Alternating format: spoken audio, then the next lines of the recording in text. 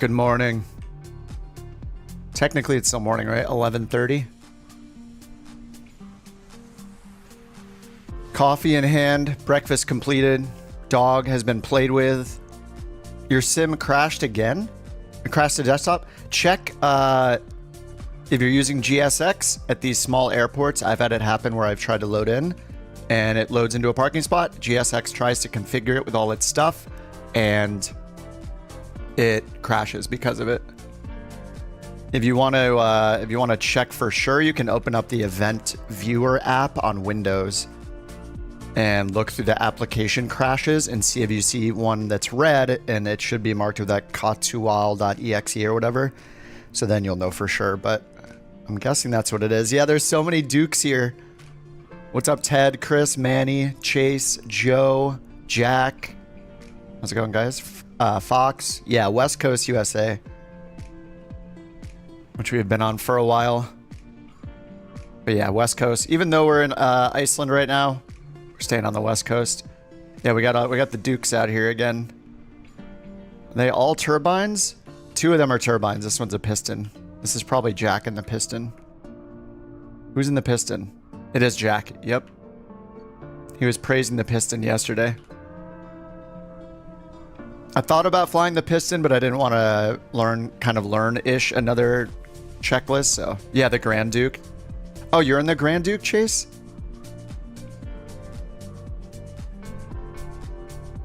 Oh yeah, right over here. Yeah, okay.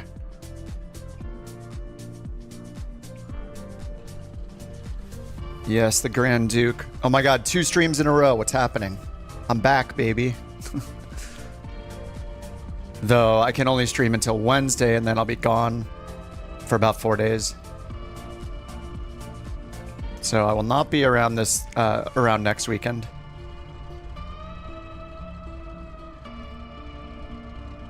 All right, we got the airports in the top right. BIHN, which is Hornafjörður something, to EKVG, which is the Faroe Islands. Is it Vagar or Vagar? Vagar? Faroe Islands? That is our first, that's our first leg. It's about, I think it's about 250 miles. I'm gonna start the flight over here, grab the OFP, get our weight and balance stuff. Yeah, ground distance 266, air distance 232. Oh, the new stool. Beautiful. Very nice. Congratulations on the gaming chair. 6 months. That's pretty crazy. It doesn't sound like a broken down seat anymore. Thanks for 6 months, Jack. What's up, Underdog? Hey, Richard. Is this a mod? Is what a mod? This is Microsoft Flight Simulator. I'm messing with you. Yeah, I'm not sure which mod you're talking about. Just describe it. I will tell you. Okay, so... Oh, you're talking about this? You're talking about New Sky, probably. This is where we run our virtual airline. It tracks your... We'll see. We'll see if this survives. I think this will survive because there's no multiplayer component to Flight Sim 2024 career mode as far as we know. Though, in the screenshots they showed, or the screenshots I've seen in videos that other YouTubers have made, some of the screenshots show a companies button that is grayed out. So, I don't know if that means that they're going to add virtual airlines or companies into the sim, into the career mode, or if that's, you know, some future thing, or maybe it's only virtual, like within the sim company, so you're like choosing which company you fly for after the tutorials or something, or like the main career tree. Anyway, lots of speculation. We have no idea. So, and knowing that, or hearing from you guys yesterday that the multiplayer is disabled during the regular career mode, like if you do a career mode mission that's a flight or a helicopter thing, you know, like a firefighting mission, a banner tow, whatever, there's no multiplayer on, which sucks, of course. That's just crappy. I doubt I don't know. I doubt that they're doing the companies thing with multiplayer. I don't know. I hope they do. What's up, Game Speaker? Watch one of the training videos on ILS. Oh, nice. Hopefully it's not too old of a video where I was still learning the terminology. But glad it helped. There is something like that with money. Yeah, I did see that they, or in the videos I had watched about it, they said that there's a risk, like you lose money when you crash your plane or damage your plane or just land too hard. If you crash, you like lose the plane completely. Actually, I have it up here from the Flight Sim announcement, like the blog. Here it says, completing these missions nets you credits and reputation, which you can then use to save up and buy your own plane and eventually manage your own fleet. So maybe the company's button is after you buy your own plane or two, then it unlocks, and then you're able to have a fleet of planes for your company. Maybe it's just a collection of the planes that you have your type ratings for or something like that. And then it says, once you have enough money to run your business with your personally owned aircraft, a new phase opens. So this is probably what it is. The company button is probably this second phase where you're responsible for your aircraft. Every landing, every bump on the runway impacts the warranty of the plane, affecting the cost to keep them maintained. So it says, effectively, it includes a management sim inside the wider flight sim. So yeah, that's probably what that grayed out company button we've seen in the preview videos is. Just because it's showing it at the beginning of your flight training where you still have to get your PPL as step one and then branch out to whichever direction you want, rotorcraft or fixed wing planes. And then, yeah. But yeah, we'll see what happens in New Sky. I mean, it's definitely not a certainty that career mode in Microsoft Flight Simulator is going to make NeoFly and On Air Company and New Sky and things like that obsolete.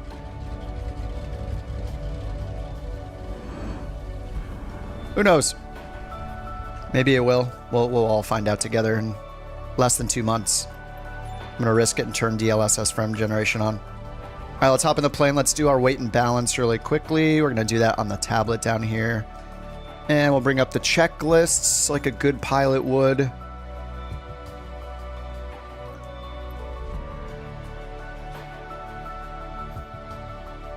Okay, so in this plane we have to do the loading here, or it's better to do the loading here. So let's check out our fuel and our payload amount. 1522 on the fuel. There is a fuel total right here, so I'm just going to up this until we get 1522.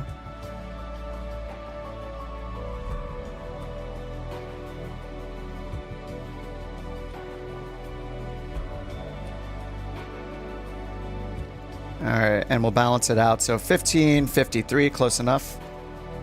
A little bit extra. And I'm going to grab the route. This is another simple route. We're just going direct HN, which is an NDB nearby, but that's probably right near the field. We'll see how far it is and if it makes sense to use it. Direct Lorux, and then direct to our destination airport. What's up, Logan? Why am I always live when you can't watch? I don't know. I'm sorry. Thanks for stopping in anyway, dude. Luckily, a lot of these are pretty short, and it's pretty easy to catch up if you're doing the New Sky tour thing. All right, then let's find our payload. Payload is 965. And actually, in this plane, I think the easiest way is not, let's see, the payload doesn't have a total over here for our passenger total weight. So I think it's easier just to go by gross weight. So we'll just put that as our estimated takeoff weight, 7,000. So we will add another passenger here. Add some more baggage and weight throughout. All right, 7,004. Okay. So I'm just going to go down by 10 pounds on one of these. This is the dog, the 90 pounds. So that's probably close enough. We're 6 pounds off. So that should be good. All right, that's all done. Let's check the engines, 98% on both engines. That's great. I will clean the filters. Why not? Clear the engine. All right, sorry, the music is super loud. Jack says, I was looking through the award. I think I missed an airport. There is one leg that's 800 miles. Ah, okay. Will it let you, if you edit it, will people lose the award probably? But we could do one in a, yeah, we'll do it in a business jet. That's fine. With time acceleration, no problem. With 80 legs, there was bound to be a mistake in there, right? All good. Good to know though. Thanks for the heads up. All right, control locks removed. We'll say pre-flight inspection's complete. We looked at the engine condition there. Seats and seatbelts are secure. Cabin door is latched. Have I even opened the cabin door? It's just the one in the back, right? I think it's just the one back here.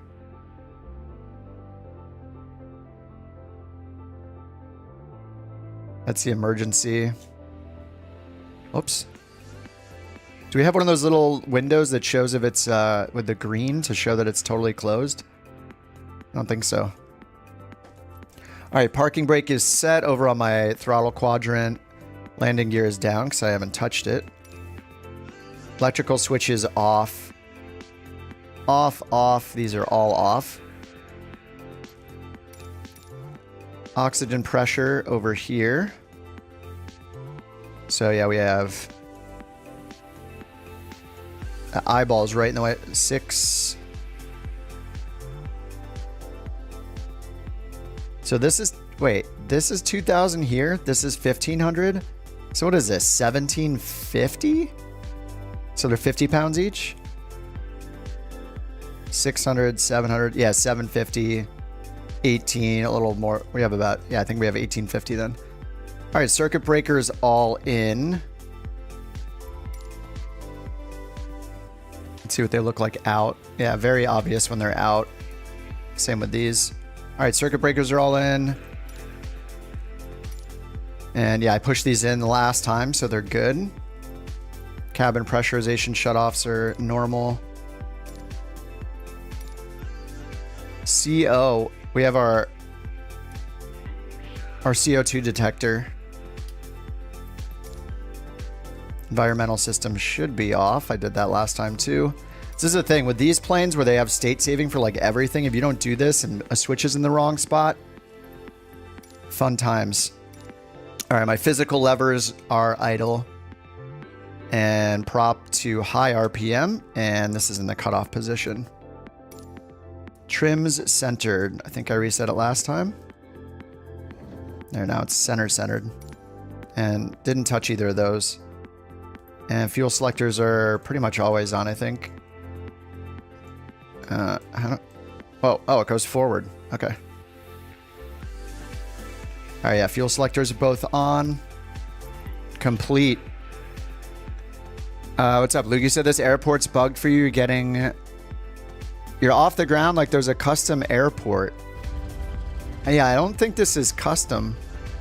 Maybe it could be that they did a world update that covered Iceland. There's been so many world updates, I'm not sure. But if they did a world update that covers Iceland and they made elevation data changes throughout the whole country, then it might be that. But that's kind of weird that you're off the ground like floating and you don't see it that way. I have no idea. Okay, beacon light on. What are the lights? Control 4 for the lights. All right, I'll try not to mess up the strobe this time, but I guess it didn't ding me yesterday, so. All right, so we're gonna go beacon, and we want the nav light on too for electronics. Battery master on. Check our fuel quantities. 114, 116. Annunciators, battery selector 1, 2. We're checking for 23 volts on each. I see 24.9 on both. So battery selector to both. Ignitions to auto. Say auto and then on. Okay, yeah, auto. Why would you put it to auto and then to on?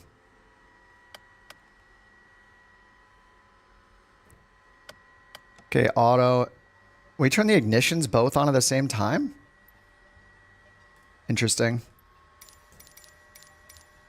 Oh, we're turning them on just to check the pumps. That's why. Check the wing pumps. Right here on our fuel flow. Turn them off. Check the aux pumps. Beautiful. All right, before start, checklist complete. Okay, after starting, right starter to the on position, and we introduce fuel at 15 minimum. Watching right here.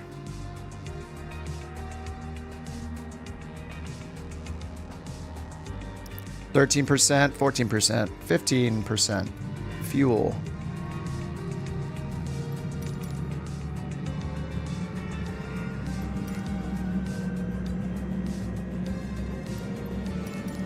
And less than 1090 on the ITT. That didn't even go over 800, I don't think. Right starter off at 52%. We're at 58. Starters off, generators on. And ignition to auto.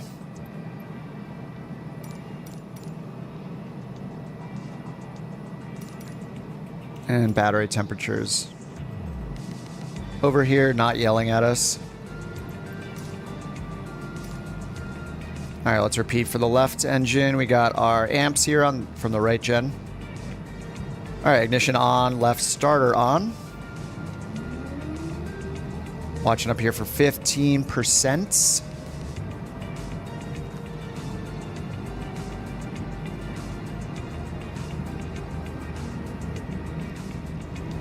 There's 15, introduce fuel, watch the ITT. 800. 856. Can go all the way up to the very red marker here, so we're very good. You always blow the engines up? Yeah, I've done it a few times, so I follow the checklist as often as I can. All right, more than 50%, so we're gonna go starter off, generator on. Now we should see 10 or so here. Cruise altitude, let's see what it's recommending. 27,000 is what it's recommending for this. We got 232 miles to fly today. Or for this route, I mean. For this first leg. Alright, generators on and ignition to auto. And we got our amps down here for engine 1, or generator 1. Condition lever to run, did all that. 52, checked on, 28 volts, and battery temperature. Alright, engine start checklist is complete. Why is it not on Twitch? Just because I sometimes when I run the multi-stream, I feel like it's like draining my system power when I'm doing multiple streams, and then I have to monitor 2 chats, and then one chat can't see the other. So yeah, I pretty much rarely use Twitch. I go back and forth between turning on the multi-stream and not. Sometimes it's just kind of a pain. Like, I'll feel bad because someone will be chatting on Twitch, like the one person watching on Twitch, and then I'll miss their chat for like 30 minutes and be like, oops. So yeah, it's just more straightforward. I'm exclusively on YouTube pretty much. So yeah, YouTube has better video quality. So hey, it's a plus. We're streaming at 25,000 kilobits per second. Twitch does 4 to 6. It is literally 4 times better. Okay. That's all done, so now we just need our lights and then our run-up. I skipped the run-up last time and it worked out fine, so you skip every run-up, then it works fine, right? Then there's no problem. Beacon and recognition lights on. I'll turn the panel lights on. It's sunset now, so I might take off in sunset, during sunset, and then turn on the sun after that. Okay, let's get Beyond ATC going. Just so we have something to listen to while we're flying. It's been doing this thing where it says frequency does not exist, but then it starts working after a little while, so.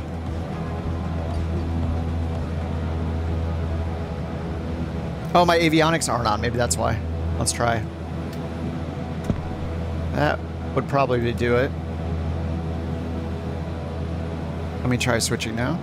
Yep, that's it. Okay. I am dumb. Okay, request IFR clearance. Couch 323, ready for IFR clearance to Vagar. Couch 323, Reykjavik control, expect runway 180. Climb 6,000 feet on runway centerline, then expect radar vectors Larox. Squawk 3235. Expect All right, runway 18. Climb 6,000 feet on runway centerline, then expect radar vectors, LaRue. Squawk 3235, Couch 323. All right, Squawk 3235, altitude reporting. 323, read back correct. Start the taxi at pilot's discretion. Hold for release. Report holding short runway 18. Start or taxi at pilot's discretion. Hold for release. Report holding short runway 18, Couch 323. All right, looks good. Let's make sure New Sky has started. It is. I'm gonna bring up Navigraph. Oh, what's up, Brian? You're a couple legs ahead. Yeah, nice. Yeah, I'm sure there's a lot of people many legs ahead since I haven't streamed for like a week. Okay, let's import this newest flight. EKVG, Faroe Islands time. And we actually have airport diagrams, which is great. We got a 4,900 foot runway here. Runway 18 is what we're taking off on. And it's right next to us. 176 is the heading, so let's put that in first. For runway heading.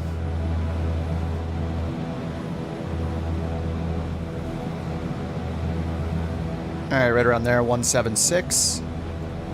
Let's get the Garmin up and get our flight plan in, which is just a few waypoints. So I think I can do this while it's searching because it has all the waypoints are stored in the database locally. It's not like downloading them over some GPS technology. EKVG.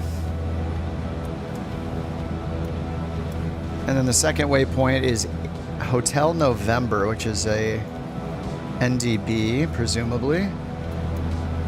Yep, in Iceland. And then our third waypoint is Larix. So they didn't even say to go to that NDB waypoint. It's probably just here on the field, so we could leave it in and just we're gonna end up doing direct to Larix anyway. All right, acquiring the satellites. Okay, it is south of us. All right, yeah, it's a decent distance away from us. So it's down here to the south, and then after that we have Larix way over here off the map in the corner. All right, but we're going to be flying runway heading anyway, and because of that, we're going to make sure we have heading mode on, which it is by default. Okay, so once we take off, we're going to engage autopilot at some point, fly runway heading. I hit B, our altimeter is 1025 or 3026. That's all set.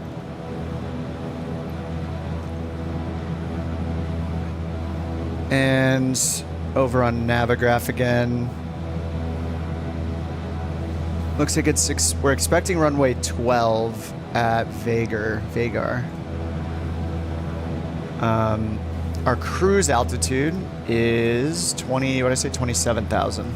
So we need to put that in air control 5. 27,000 down here. We put in plus 1,000, right? It's 28,000. And turn on auto heat. It's 40 degrees. That's horrible.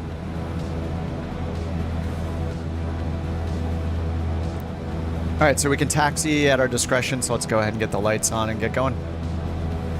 Strobe and nav are off, so we'll just do taxi light on. Let me try my switches. Yep, my switches work fine.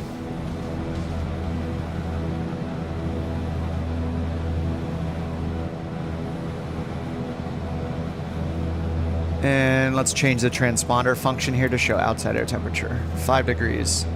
Density altitude, negative 1490. Awesome. All right, parking brake is off.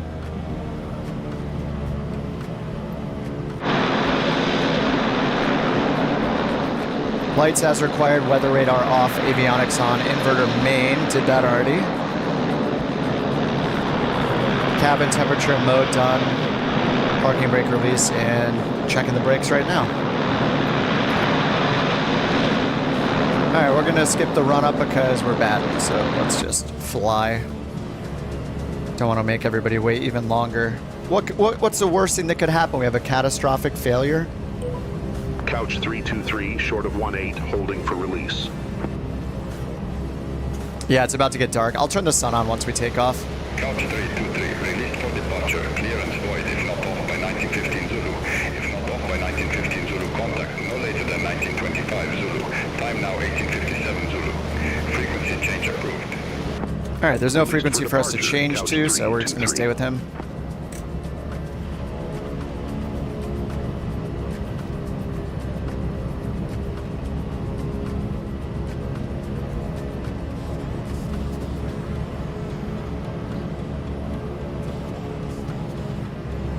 I still don't know the rotation speed in this thing.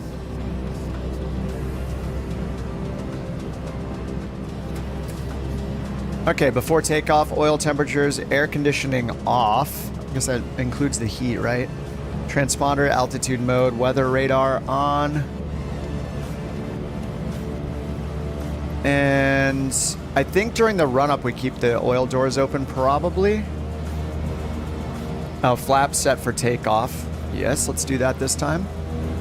Departure heading. Oh, there's a lot in here that I would consider before takeoff, but it's under the run-up. So things like setting the altimeter, departure heading, and altitude. All that to me sounds like before takeoff. I don't know. It's probably based on the real thing.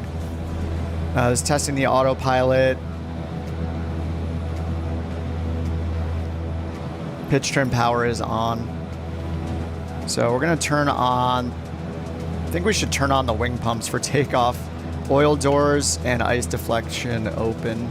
Ice deflectors open. All right, 1250 on our torque. And we rotate when it feels right, I guess. Whoa, that is a lot of right rudder needed. Oh, look at that torque setting. 1250. 80 knots. It's just coming up off the ground at 80 knots. With neutral pitch trim and flaps 1. All right, gear up.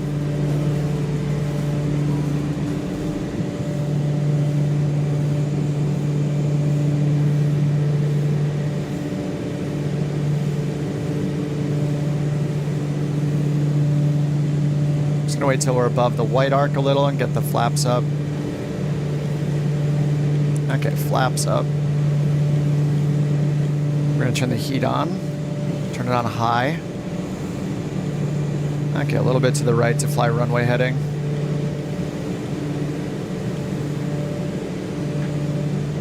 All right, autopilot on. I didn't set the course here, so our current track, I think it's 132 is our first desired track. 132.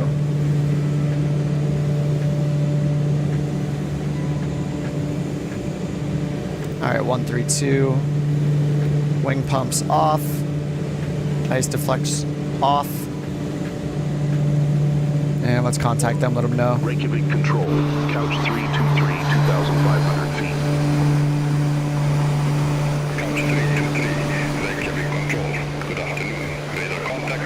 Climb to flight level 130. Climb to flight level 130, Couch 323. All right, we're gonna go direct ourselves because. Couch 323. Turn left, heading 135. Expect further clearance in about 48 miles. Turn left, heading 135, Couch 323. All right, left heading 135. Nice. They gave us a heading. Yeah, what an awesome departure. Always incredible when we're at dusk or dawn.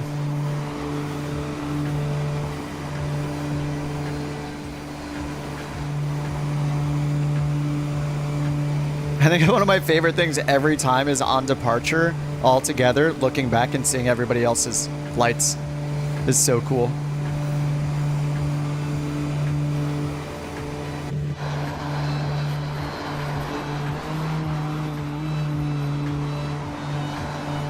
Yeah, I mean, it's not bad, right? Not too bad. We don't hate it.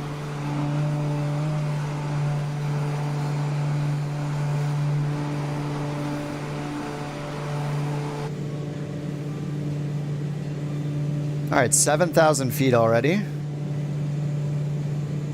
Keep adding power. All right, let's check our en route climb checklist. Prop to 2190, which it is. We're aiming for 1200 on the torque. We're about there. Ignition to auto or off. I have it on auto. Oil doors closed. Ice deflectors as required. We're not flying through anything, so ice deflectors are closed. Cabin pressure, temp mode, engine performance monitor.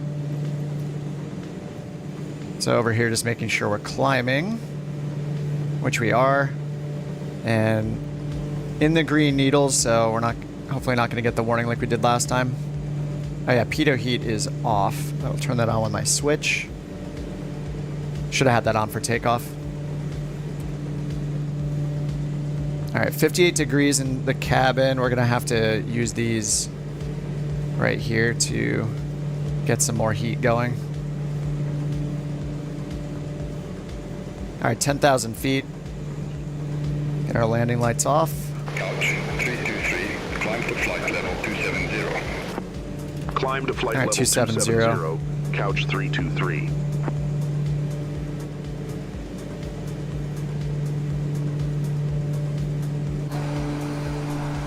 This is gorgeous, dude. Dudes.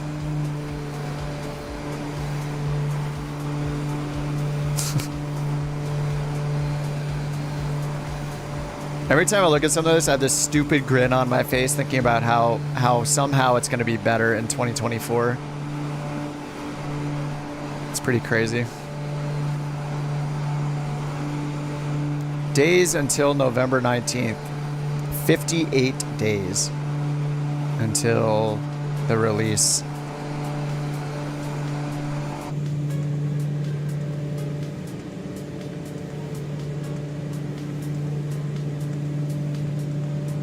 Adding some more power. Probably need to pitch the nose down just a little bit. No vertical speed mode in this guy. Just attitude hold. I forget back when I was flying this a lot whether you can bind something to this. I think you can. I think it might be the pitch, autopilot pitch reference up and down. You can pitch to this.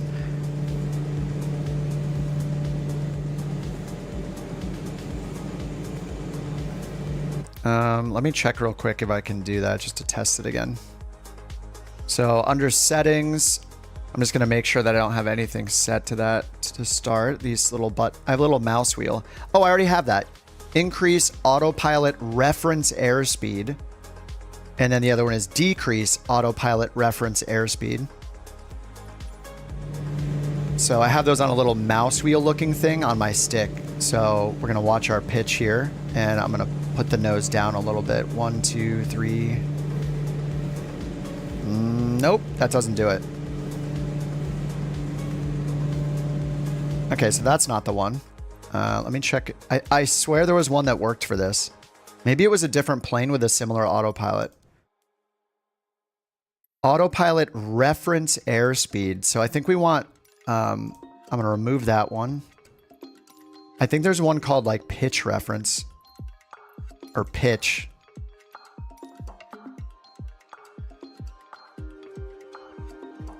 Autopilot. Increase AP pitch hold reference. So I'm going to put that as the down. Pitch hold reference. This might be it. So if I'm decreasing the pitch hold, then that's nose down, I assume. We'll see. Okay, I'm going to try these. Increase AP pitch hold reference. Apply and save. Let's see if this one works. All right, let's put the nose down a little. Nope, it doesn't work either. Oh, Underdog says autopilot reference. Oh, reference vertical speed. All right, let me try that one. Control options. So let's do pitch hold and get rid of these.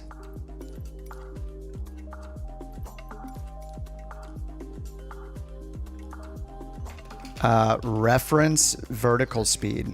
Okay, increase vertical speed would mean nose down. Decrease vertical speed, nose up. Apply.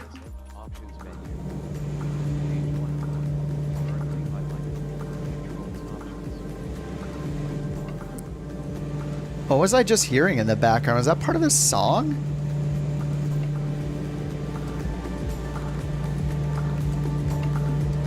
I heard it say something about an options menu.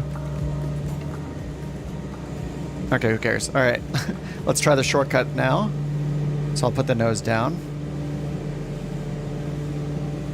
Nope. Nothing is changing.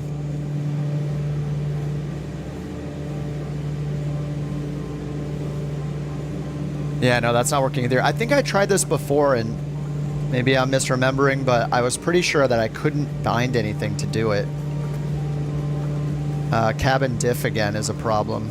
So our climb rate needs to be a lot higher. It looks like we need to move this arrow to the top when we're climbing this fast.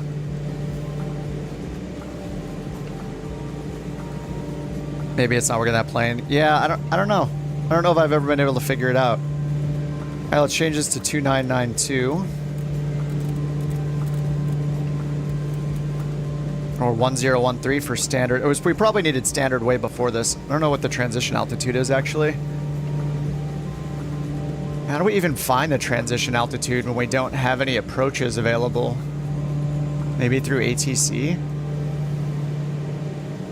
Or there's probably some reference chart somewhere for it. There are some approach charts. Transition altitude 7,000 for the approach into the airport we just left, so I guess 7,000.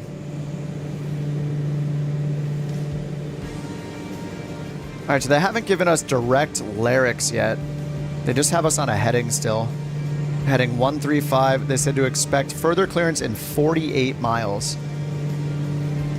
All right, so I'm gonna pitch the nose down.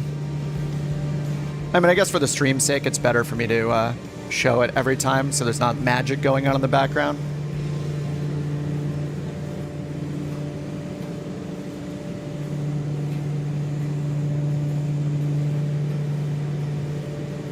All right, our torque dropped to 1,000. I am max on the power lever right now. Fully in, fully up.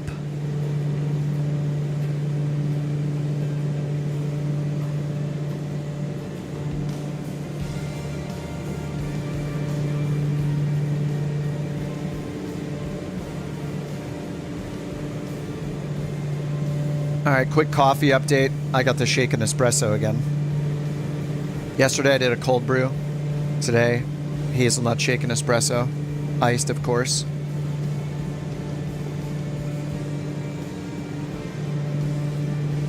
Oh, what's up, Raptor?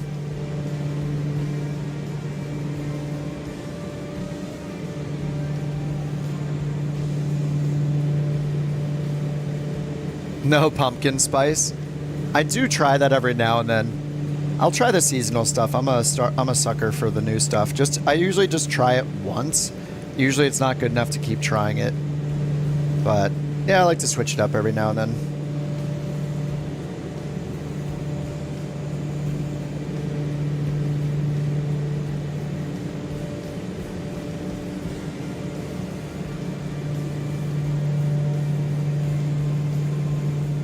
I mean, this is an awesome view. Sunset all the time.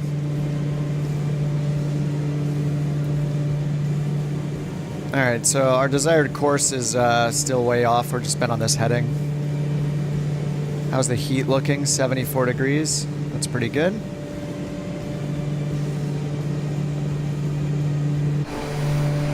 Whoa. We got contrails.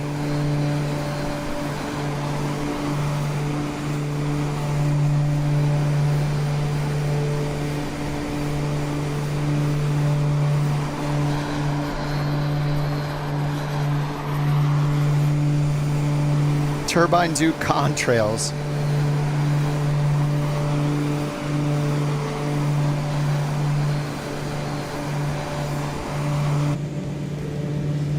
I mean chemtrails. Sorry.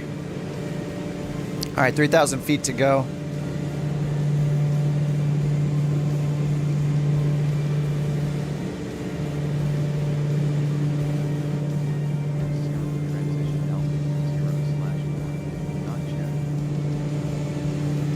Wait, what was that?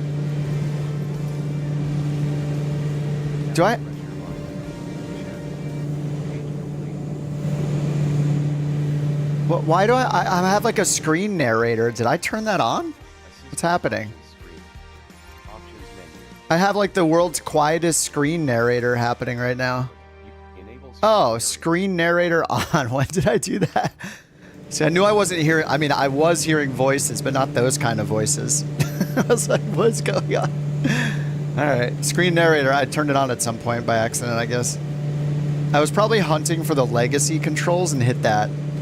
Switching from legacy to lock mode, flying the Airbus or something, or vice versa. Turn left, heading 105. Left Turn 105. 105, couch 323.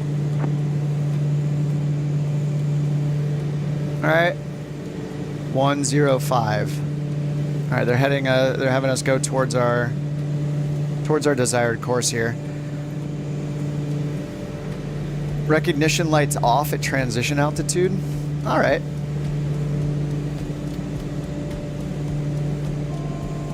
So we just got strobe nav and beacon on. All right, there's altitude alert, 1,000 feet to go. Let's slow our rate of climb under 1,000 feet. The Ryanair way, allegedly. 3,000 feet to go, 3,000 feet per minute. 2,000, 2,000 feet per minute. 1,000, 1,000 feet per minute.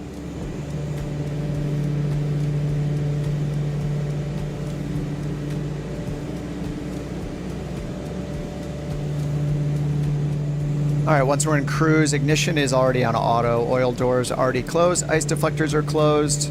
If we end up through any of this, we might need the ice deflectors open. Windshield heat as required. Okay, surface DS as required. Fuel imbalance 25-gallon max. It's a 1-gallon difference right now. And then we'll put the props to 2,000 RPM. We'll do that right now. And then 1150. All right, direct Varuk. Resume own navigation. Couch 323. All right, direct. Oh, La Rue. La Rue? Okay, direct. And let's get nav mode on. So the real buttons are down here on this autopilot, but because they're so far out of the way, you can actually click the little annunciator buttons up here instead, which is very nice. All right, direct La Rue or La Rux.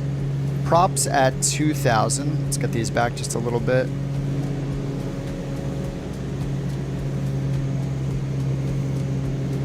Okay, good. And then our torque, 1150 is the target. We can't do that so at this altitude, so we're just going to leave it full forward, I guess. Cabin temperature and mode as desired. It's 72 degrees. Perfect. I'll leave it right there. Cabin pressure. Still climbing a little bit, but our cabin diff warning went away. Okay, cool. Cruise checklist complete. It looks like we might fly through some of this. Oh man, one of the videos I was watching for Flight Sim 2024 had like the skydivers jumping and the plane like diving past them or whatever, you know, like in the distance. From the pilot's perspective, like flying, going down and seeing the skydivers pass. Seeing these like fluffy clouds reminds me of that.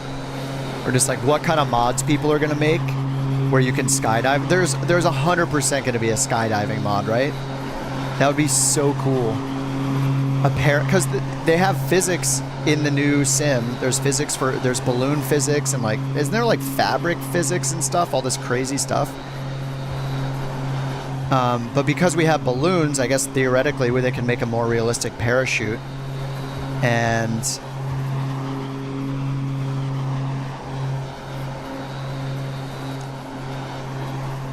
I don't know, I wouldn't be surprised if we saw a skydiving mod. I think that would be so cool.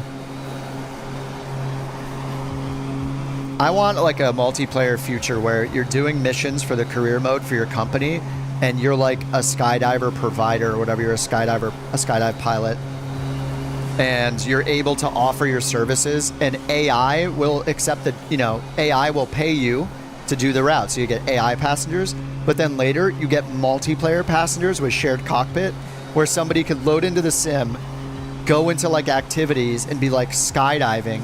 And if there's a real pilot available, you'll be able to go in their plane. If not, it'll be AI. But whenever there are humans available, it prefers them. And then you could jump into their plane and have like maybe optional local multiplayer chat within the plane itself. Proximity chat, like over the plane's intercom. Or just in the cabin normally, I guess. And while you're flying up, and then you jump out of the plane and go land at your target drop zone. And they, like, the pilot gets credit for the mission if he gets over, you know, the correct area and does a good job. Like, that, it could be so cool. All right, I think we should turn the sun on. I'm gonna change the time to dawn.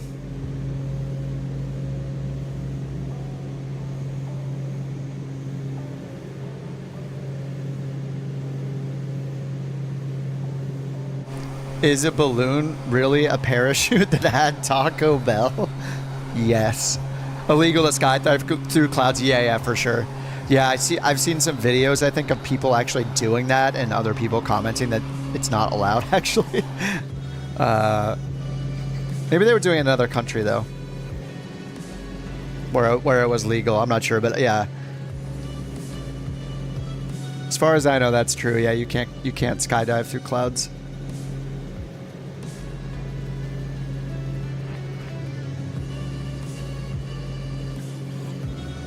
Or maybe the sun is just a little too low.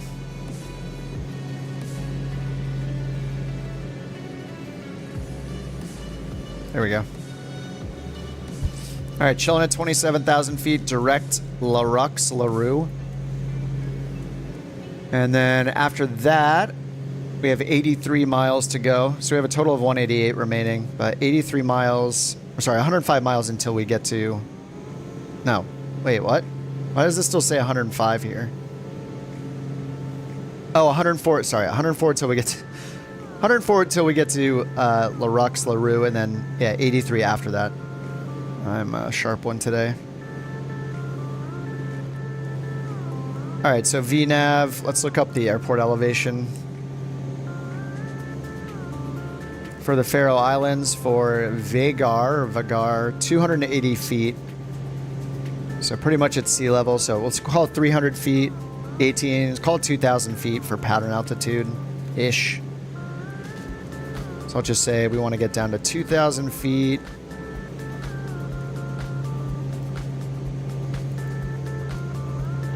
Say like 6 miles out. And we usually do like 1,500 feet per minute.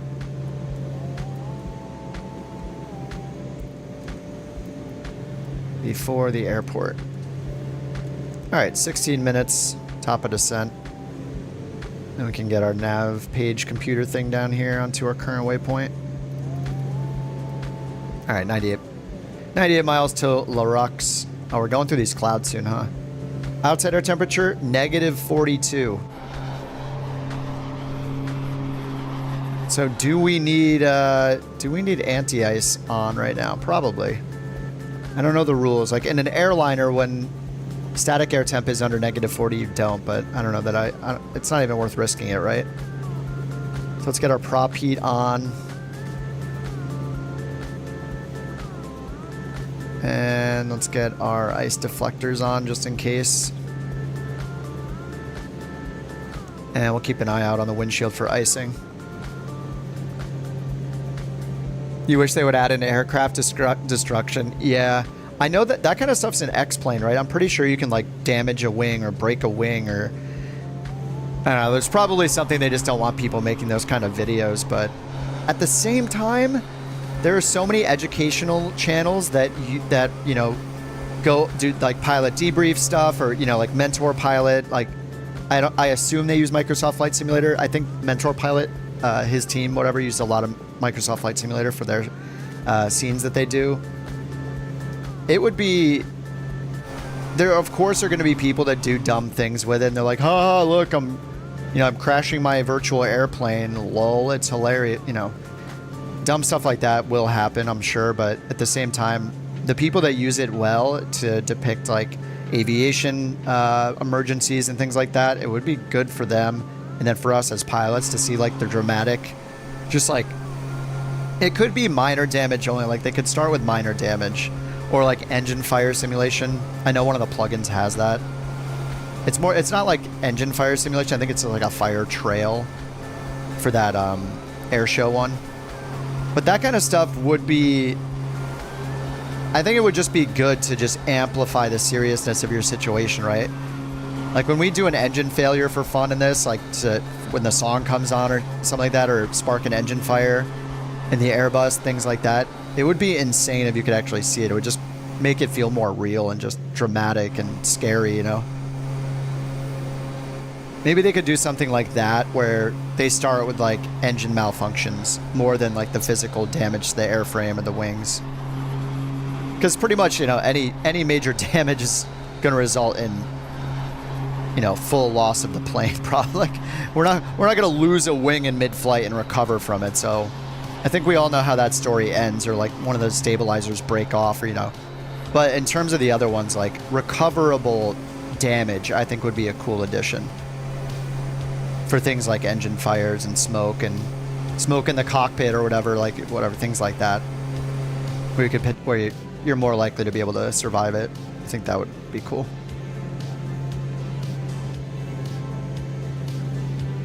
All right, 14 minutes top of descent. No icing on the windows passing through those little clouds there. I guess we could check like the engine status and stuff and see if anything's making its way in. I don't really know how to read this though.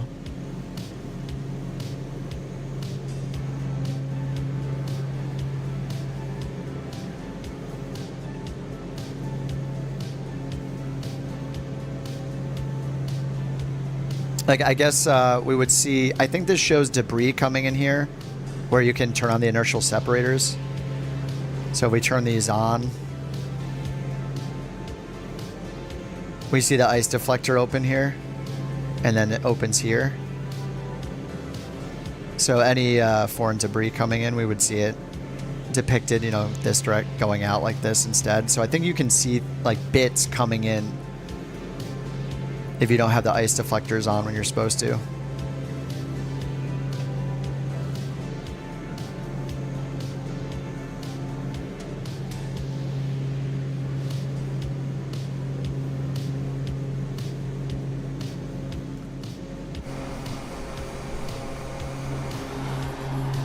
And we're in the soupiness right now. So I guess we could watch it right now to see if anything comes in. Yep, there are bits coming in, see? We got little like icing particles or something coming in, ice particles coming in. So now when we turn on the ice deflectors, there we go. So a little bit got in, a little bit got into the engine. The condition's still 98 though, so yeah, I guess that's confirmation that yes, we should be using these through the clouds like this. The little tiny pixels.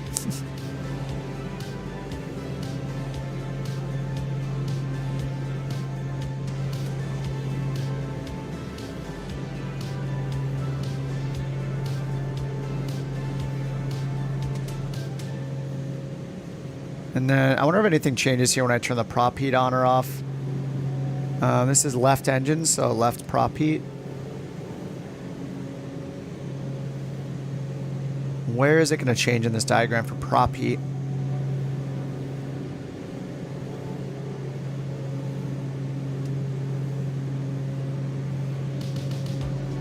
I'm not sure I see anything changing here.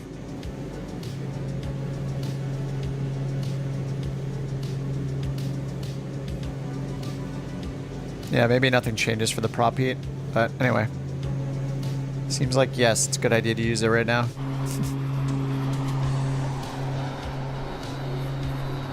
Oh, there's a 172 mod that has visual damage. I haven't seen that before. That sounds cool. Lone says, evening, been trying to join the New Sky FBO, done a few flights, just finished flight 3 minutes short of 2 hours needed. Wait, 2 hours? It should be 1 hour. I don't... Josh must be changing the settings. He's the only other one with the access. I set it to 1 hour, 1 flight, and an 8.0 rating. I think Josh has raised the standards. I'm not sure the reason though.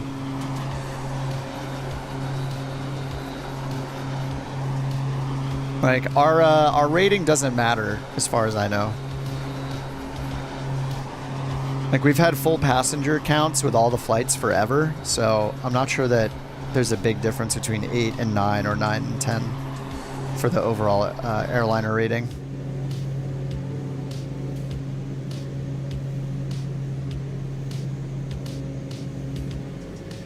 Oh yeah, I didn't. I wasn't even looking over here, and this shows the foreign object debris. It was just showing ice intensity. Look, 21% ice. That's pretty cool. So I guess if we're on the ground or on, yeah, if we're taxiing or something like that, it would show like dirt, rocks, whatever, dust. 9 rating and 2 hours. Yeah, I've changed that before. I don't know, that seems a little high. Especially considering if I go to my own flights and look at them.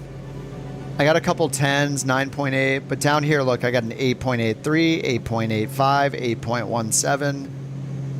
A bunch of 9s, but then 8.56, 7.8. Like, mattering which one of these were my first flights, I wouldn't even have been able to join after these 2 flights here. I would need a 3rd one or a 4th maybe to get my average up. Yeah, I think an 8 is good enough. Unless we've had people come in that got in and then did a bunch of really bad flights, unless that was a problem over and over again.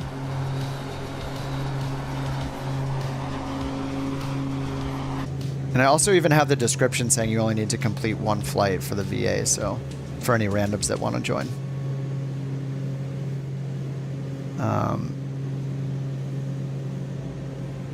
Yeah, I don't know. You logged as 0 with the Concorde? Yeah, that sounds like super hard mode.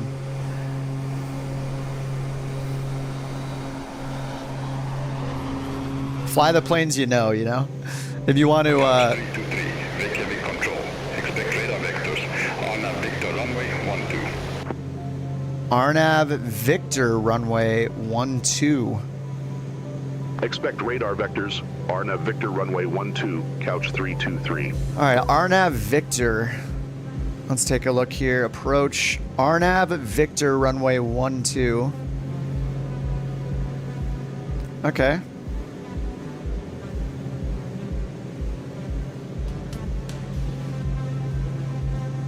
So it looks like maybe Magni would be our initial approach fix here.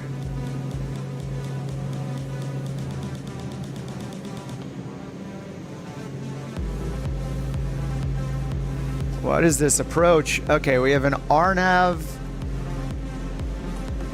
Oh, it's an RNP approach. We can't even do this.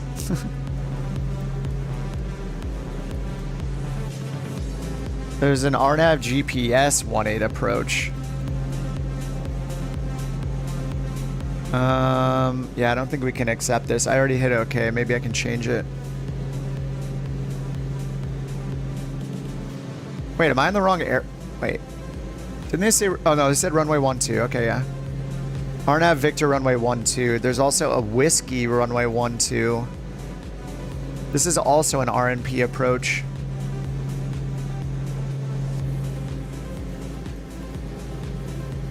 So they're both RMP approaches, and they have the same waypoints. So which one is it getting over here with Elgos?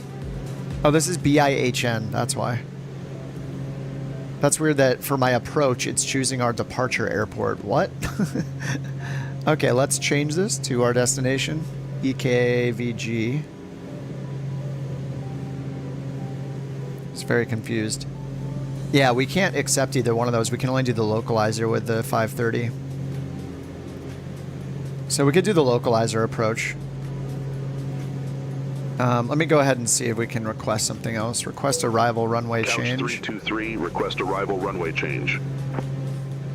Couch 323, roger. Say runway. We want 12, but we want a different approach. Request runway 12, couch 323. 12 is the runway you're already assigned. Enable runway change. All right. Well, we'll just do the other approach, I guess. Submit icing PIREP. We're not really icing up here. There's just a little bit. We're not really. Actually, are we icing up? No. We're looking good. All right, inertial separator still on. Yeah, this would be probably not too great for our engine if we didn't have that on. Ice deflectors for the win. Okay. So we're just gonna do runway 12. We're gonna do the VOR approach because we can't do anything crazier than that. Radar vectors are now Victor runway 12. Report ready for descent.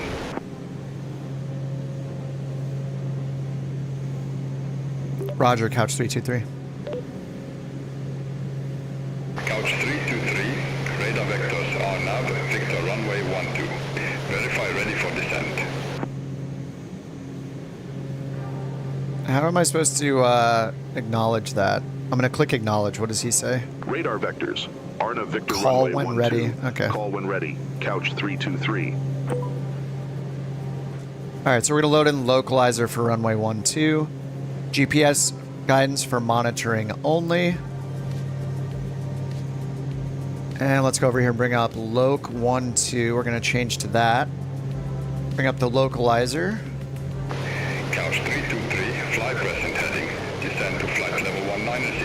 Vega landing runway 12. All right, 190 Fly present heading. Descend to flight level 190. Vega landing runway 12.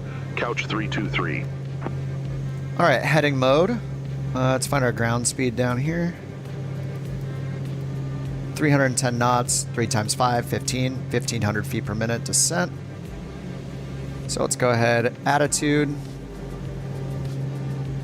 And then point the nose down. Pull back some throttle. Aiming for 1,500 feet per minute. VNav says we need 1,300 right now.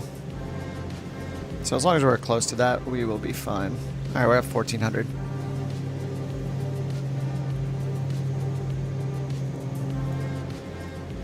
All right, so we're going to intercept this localizer for the approach. So we have this Magenes Magenes NDB. So that's 337 for the NDB frequency. I guess we can put that in.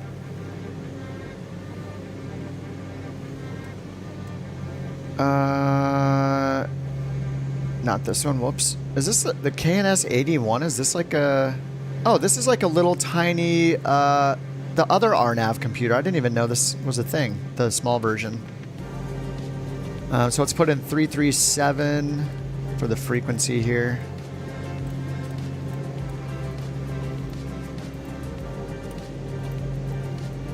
You right-click on this little knob here to go between the tens and the single digits. All right, 337. All right, there's the NDB right there.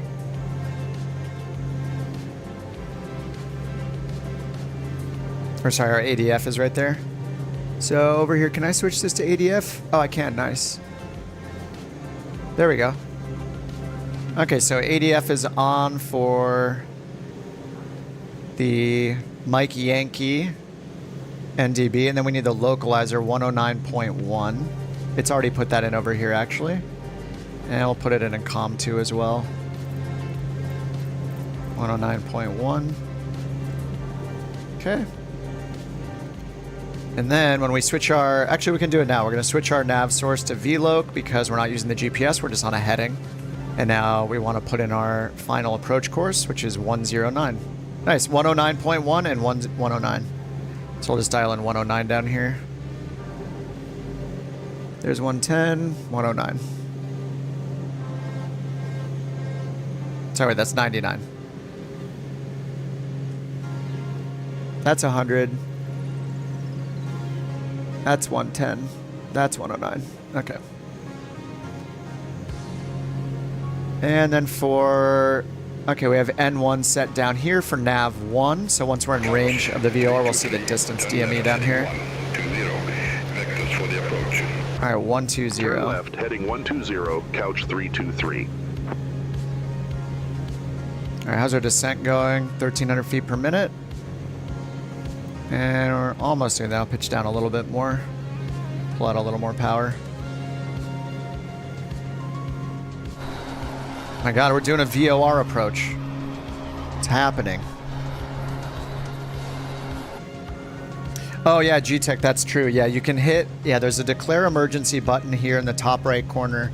I used this a couple streams ago when the song came on and I had to turn my engines off.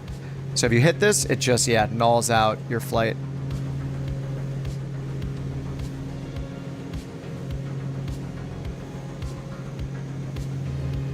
All right, 1,300 feet per minute required. We're doing about 15. All right, let's check our descent checklist. Set destination altitude, it's 300, so we're just bring this down to sea level.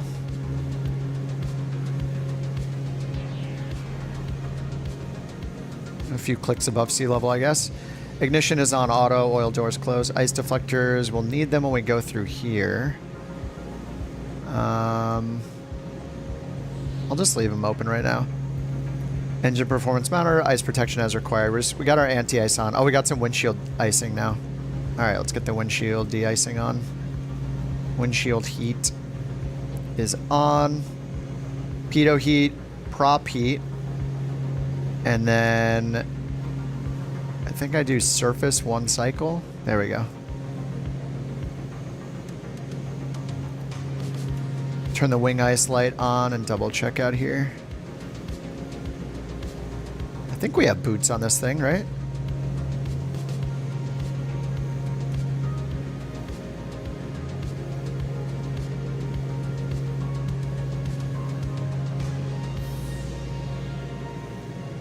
And then we have a defroster here too. Actually, I'm not sure if we have boots on this.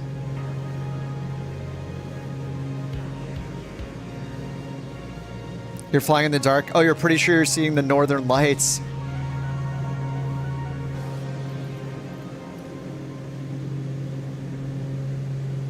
All right, we're about to level off at 19,000. Descend to 5,000 feet.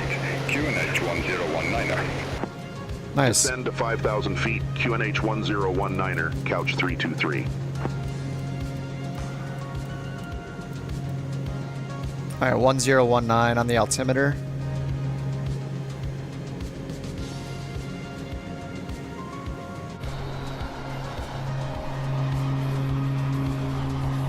I mean, this isn't too bad looking either. Let's check nighttime and see if we see the northern lights too. Real time.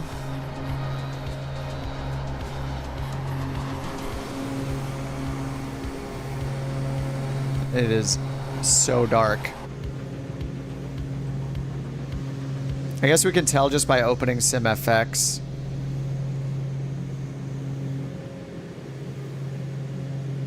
And seeing if it's active.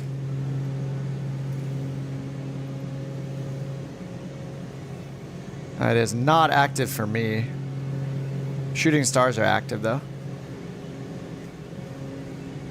Oh, you have it set at 6 a.m.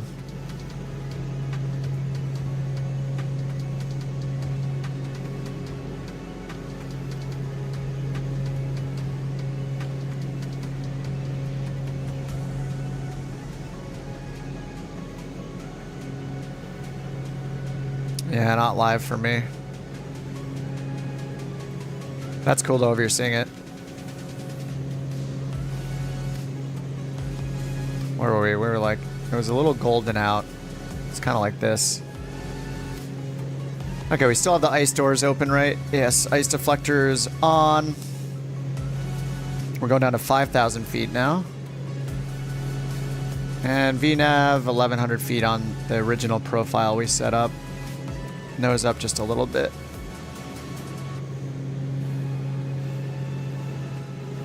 Okay, so for the approach, they're gonna vector us onto the they're gonna vector us, but we're just gonna do the localizer approach. So our MDA is 3,700 feet. We'll just set it down to 3,700 now. All right, 3,700 feet.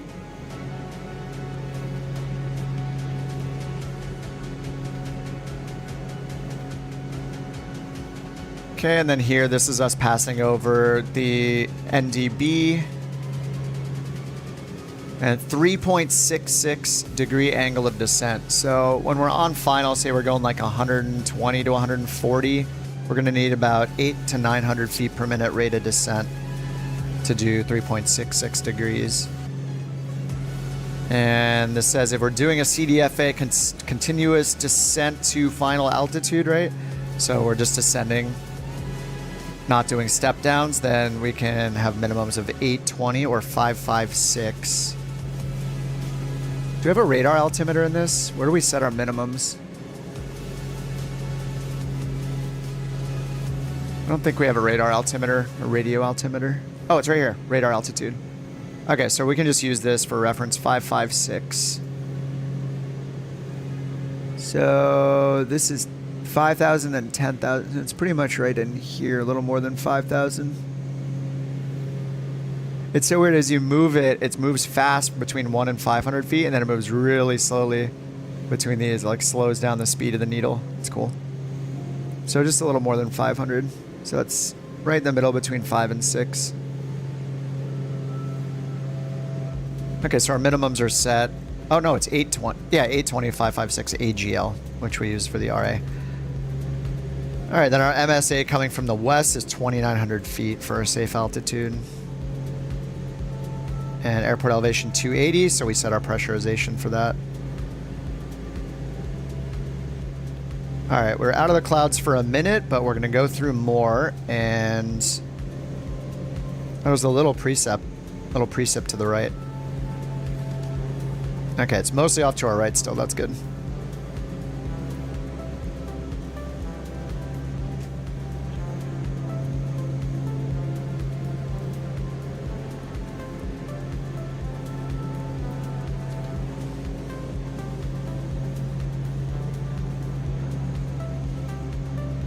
All right, nice. Things are looking pretty good. I like VOR approach, will be pretty cool. Or sorry, NDB or localizer approach. We have an NDB as one of our reference waypoints though. I don't know the last time I tuned into an NDB. But we got our NDB needle right here, the green one. And then assuming this is using VOR from nav 1, that will come alive when we get close enough to pick up the localizer, but right now we're not seeing anything here. So we'll at least see the identifier. It does have DME on the localizer. Localizer course offset 14 degrees. Oh, okay. So yeah, we're gonna have to make a right turn to land on the runway. It's offset by 14 degrees. So the localizer is getting us through the terrain here. And then once we're on short final,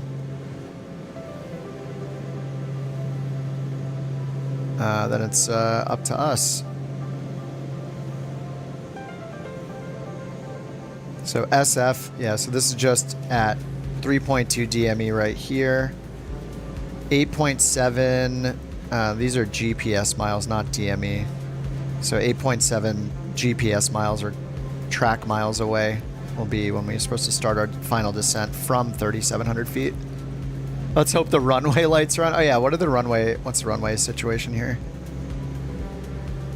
Runway 12, yeah, Pappies it says. Allegedly, you never know. It says there are flashing lights in this direction. Almost 6,000 foot runway, and the shorter we stop, the better, because over here is where we're parking. Runway grooved. Pappy, runway 12, sufficient terrain clearance only when close to the localizer source. Or localizer course, sorry.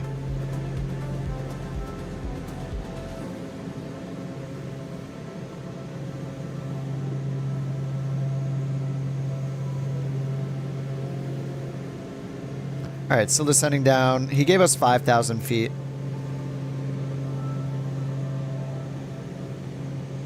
And outside air temperature is -9. We still got all the anti-icing stuff on. I think I turn the windshield anti-ice off or window heat off. I'm not seeing any debris right now. This is such a hack looking at this, but...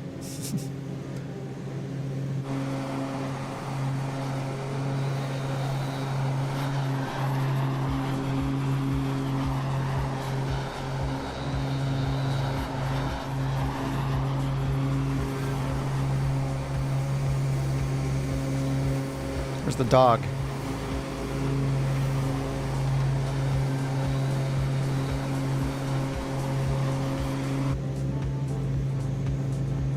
All right, 10,000 feet. Let's get landing lights on with my switch.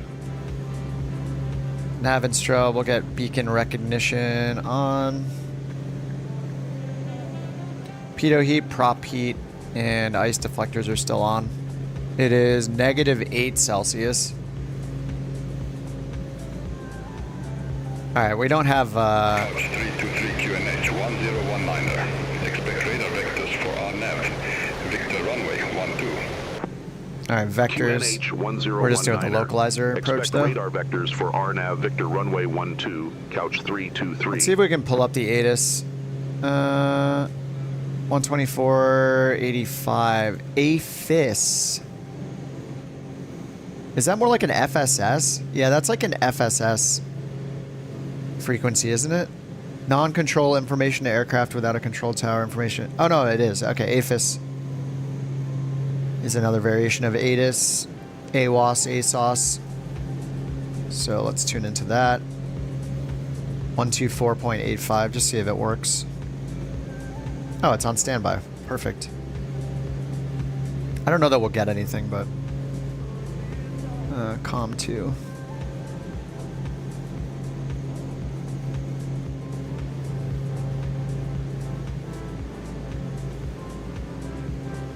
Double check that final approach course is 109, right?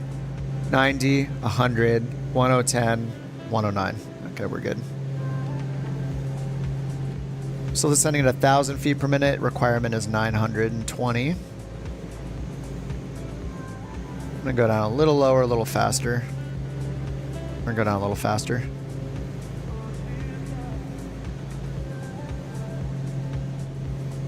All right, checklist. Approach checklist, seatbelts, cabin altitude, diff and climb progress over here. Looks like it's all depressurized already. We're under 10,000 feet. Fuel imbalance, 25 gallon max. It is balanced. Recognition lights are already on. Pitot heat of less than 4. It's -4, so we got 8 degrees to go until we can turn it off. When heat is off, prop heat is on for next. We're flying through this crap. Cabin temperature is 90 degrees now, so let's go ahead and push these back in. We don't need the additional heating. So it should start dropping. What's up, Jim? Ignition's been on auto the whole time. Ice deflectors as required. Flaps to approach speed once we're ready. Oh, we're icing up again. Ooh. All right, windshield heat on. Let's give him an icing PIREP. Couch 323, experiencing icing 7,019 feet. Couch 323, say type. Oh no, is it rime, clear, or mixed icing? I don't know, I'm just gonna say clear. I don't know the Icing, difference. Couch 323. Couch 323, say intensity. Intensity. Moderate. Moderate icing, Couch 323. Couch 323. Roger, thanks for the PIREP. Rime ice is opaque, milky white deposit. Clear ice known as glaze. It's smooth, transparent, and hard. What was the third option? Clear, rime. So rime ice is like bumpy. Milky white looks like a mountaintop. Clear ice is transparent. Then there's frost. Ice crystals deposits formed by sublimation when the departure and dew point are below freezing. So frost looks like sprinkles, looks like powdered sugar, basically.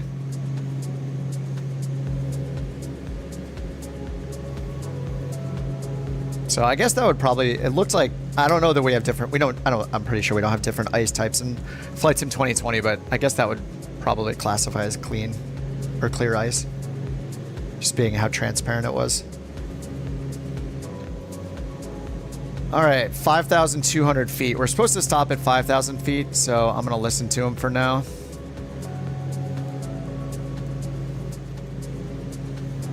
Okay, localizer is still not alive, but we have it all dialed in. The NDB is right in front of us though.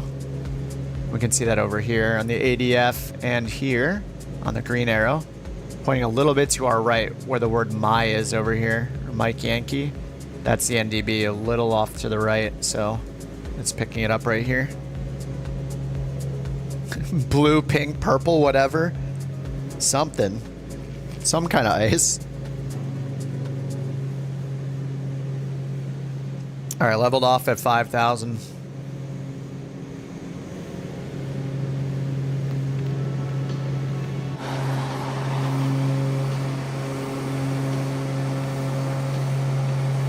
Oh, the TBM 850. Why don't I fly the TBM 850?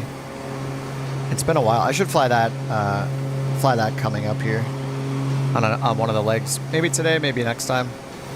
I really like the Duke. 850 is great too. It's nice that you don't have to worry about over torquing in the 850. When you fly the Meridian or you fly the Turbine Duke, you have to worry about killing your engines by giving it too much power at lower altitudes.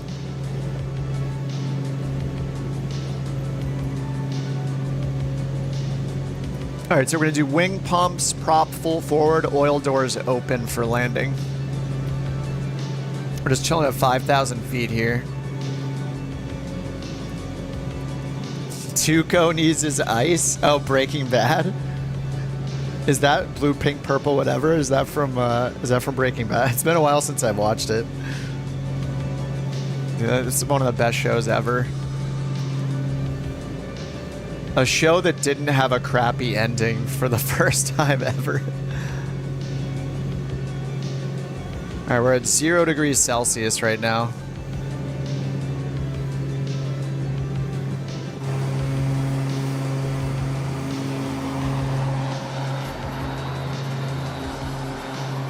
What's up, Stevie? How's it going?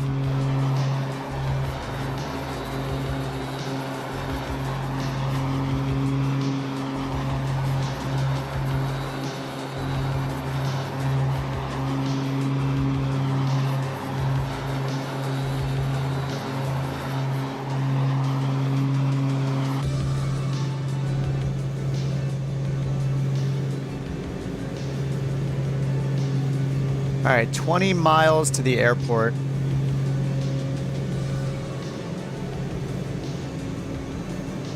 Let's check our VNAV. So we really want to get down to 2,700 feet.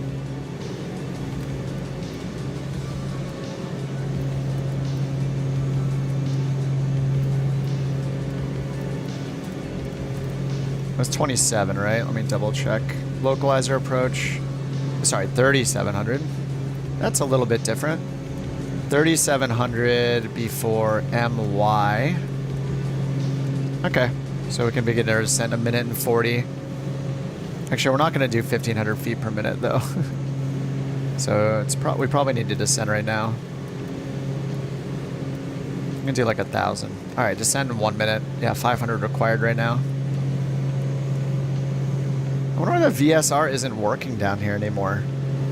Like, it's right here, it's just not transferring it over into the map fields.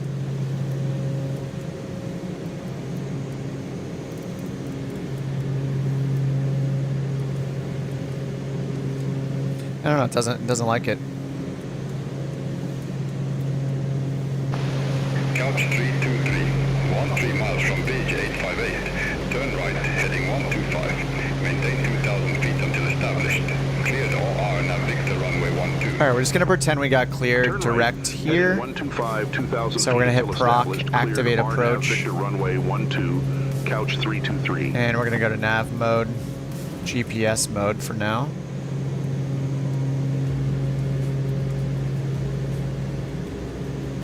And turn heading mode off. Actually, we can just stay on this heading and intercept. Let's switch this back to VOR. Okay, we have the identifier here now. We have the DME right down here. DME is 13. All right, so we're going to use our attitude here to get lower. We need to slow way down. And we're going to turn ourselves to the right, and we're going to intercept the localizer. It is 0 degrees Celsius, so we're going to leave the anti-icing on. All right, let's get the prop full forward. What's up, Mike? What am I using for cockpit views like this? These kind of things? I'm just hitting control and a number, so control 1 through 0 are your instrument camera presets. They're set by the developer. Sometimes they're great, sometimes they're really bad. But yeah, I use the instrument camera presets. All right, let's get the oil doors open. We got the ice deflection open still and the windshield heat on because we've been icing up a bunch. I'll turn the windshield heat off just so we can see if there's more ice. It's getting a little warmer, 2 degrees Celsius. 10 DME. And we got VLOC, heading, nav mode. And we're going to capture 3,700 feet. We're already at 3,700 feet. Okay, and we are under the little white notch here. Whoops. On our airspeed indicator in the Duke, that little triangle, the white one is our gear and flaps 1 speed, so we're going to get those both down right now. Gear and flaps 1.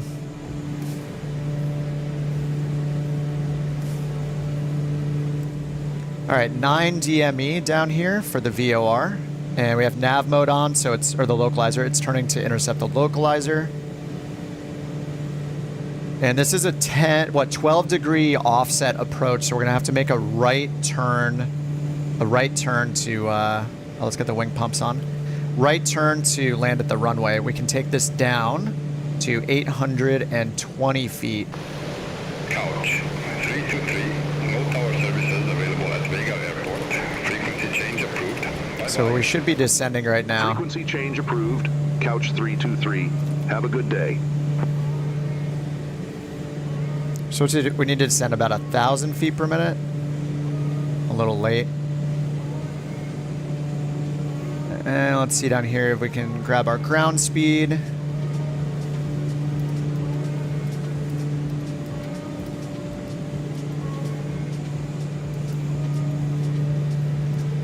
Oh, 137. All right, so if we're going to 140, it's 900 feet per minute. So we're a little late on the descent, so I need to go a little faster than that. We can take this down to 900. All right, DME is 6. I'm gonna pull the power back into the white arc. We'll get full flaps out. Okay, full flaps coming down now. It's in transit. Okay, full flaps are down here.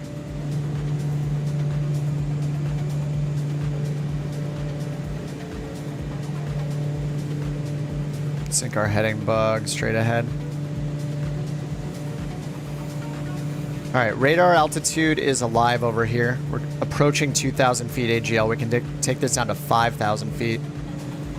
And our missed approach is climbing right turn 3,700 to Vagar, which is VG, which is a 348 frequency. So let's get 348 in over here.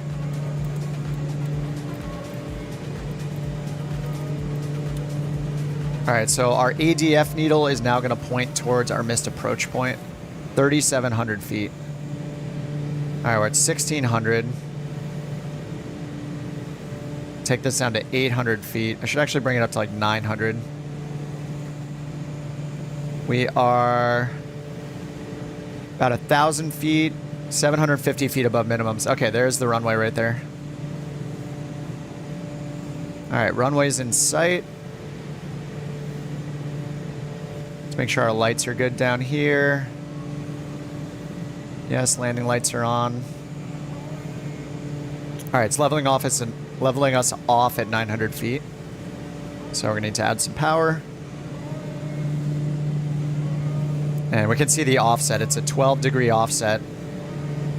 But it's got us between... see, it's threading the needle right here, right between these mountains with the localizer.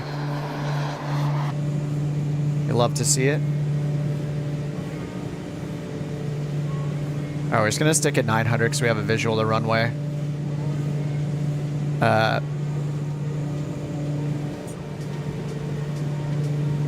So, yeah, we're good to continue.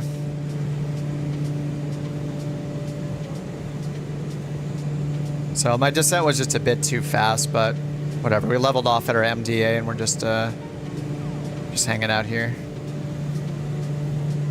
All right, let's get the heat off. Prop is full forward.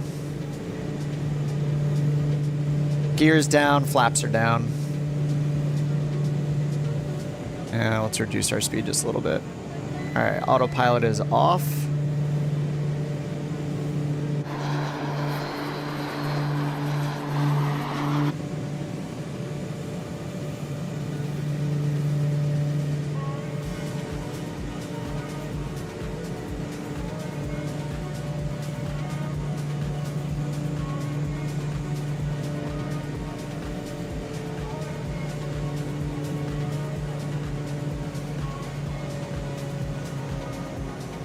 Yeah, we're very high right now.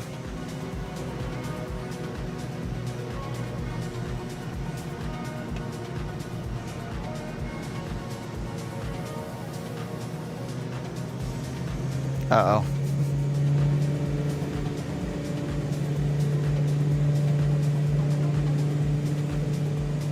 Really gotta, like, anticipate your throttle needs in this thing, huh? How long it takes to do a power change.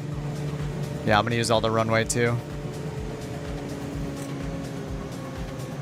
Oh no, it's in beta mode. I hate that.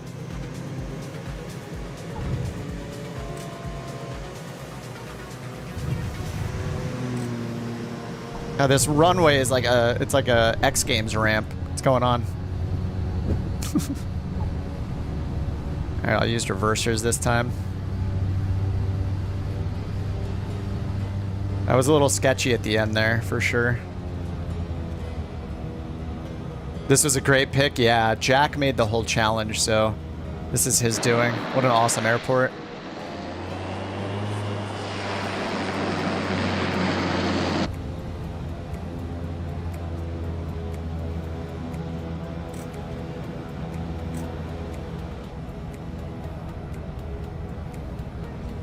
Lone Gamer says, can't wait for the C750X. Oh yeah, the Citation X, yeah. Mach 0.52, flight level 510.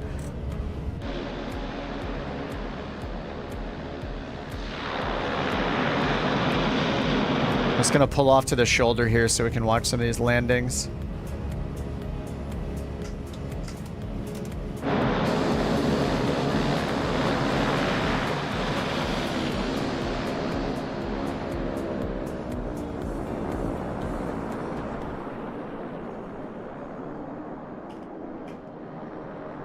Here comes Jack in the Grand Duke. Oh, underdog cuts him off. They touched down at the exact same time. The Couch Captains coordination. Yeah, the Citation X is going to be crazy. There's a lot of hype for it. All right, Jack and underdog have touched down. TBM 850 and the Grand Duke. Here comes Mystic and the Duke Turbine Duke. Oh yeah, sorry. Yeah, Goodman. It is the Black Square Turbine Duke, Beechcraft Duke. There are two that you can buy. One is includes two Piston Dukes, and the other one is a Turbine Duke. Or you can buy it, like, they have a bundle to buy them together if you want both. But I mostly fly the Turbine Duke.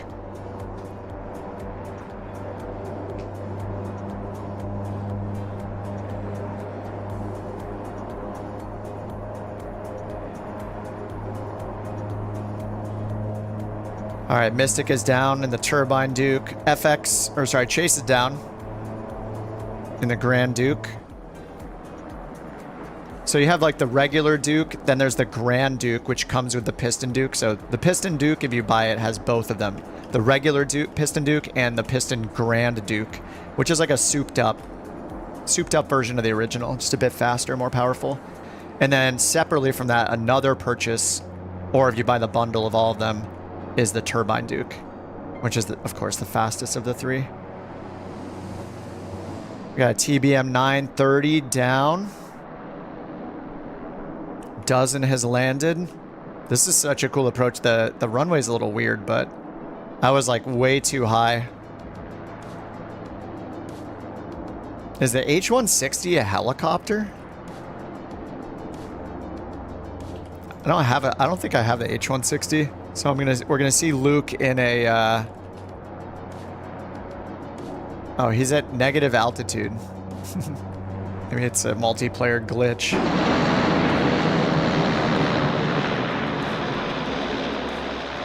I'm gonna close my flight plan out here.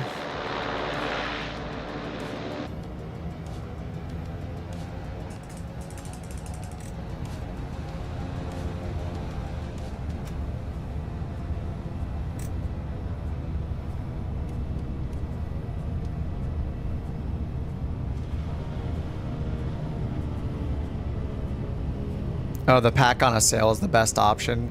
Yeah, I haven't honestly been flying the pistons at all. I just love turboprop, so. But yeah, if you want something a little slower, you don't want a turboprop, then. I mean, Jack and Chase love the piston, so just a personal preference. I haven't really flown it that much. I did the piston on like day one and then tried the Duke after, or the turbine after, and I just stuck with the turbine. I think I just like the simplicity of not dealing with mixture during the phases of flight. And, you know, the speed improvement is nice too. You like the engine management of the pistons? Yeah, it's a bit more work with the piston, I think, which is probably why I'm avoiding it.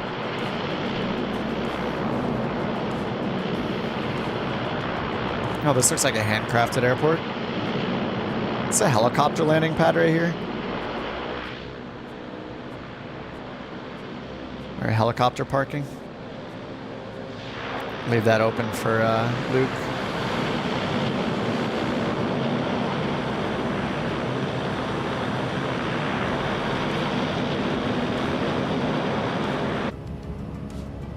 Yeah, that was a really cool flight.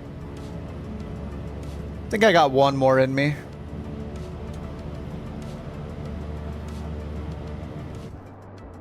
Man, this is such a cool area. Look at this. This looks so good.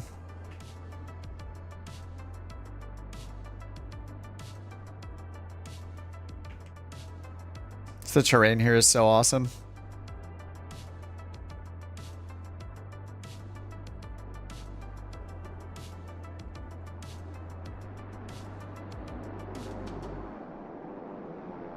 Alright, I don't have the H-160, so we're just seeing a Bonanza here. Or what are we seeing? Are we seeing a King Air? I can't tell. Is that a King Air that's replacing it with? Anyway, he's in a helicopter. This is EKVG. We're on the Faroe Islands.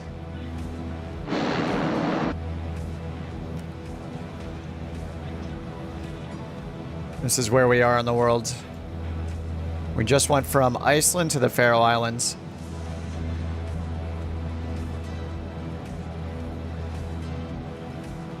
And we started over here near Chicago, or at Chicago. And we flew up this way, crossed over here, here, here. We've done, that was leg number 12. So we're gonna do leg 13 next. Yes. Oh, I got a 10.0. Yes.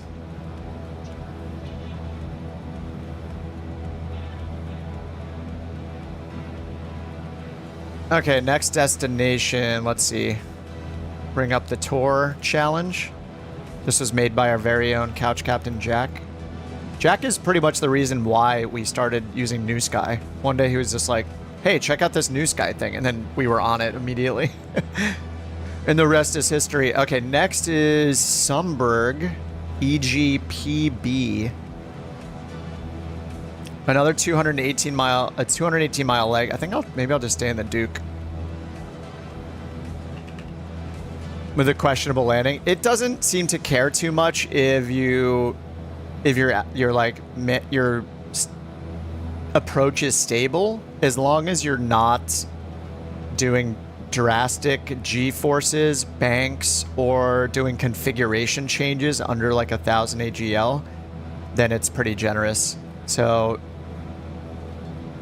yeah, even though I was like too high, then I was too low. It's a little sketchy. It doesn't really care about that, thankfully for me. Okay, the B60T Turbine Duke.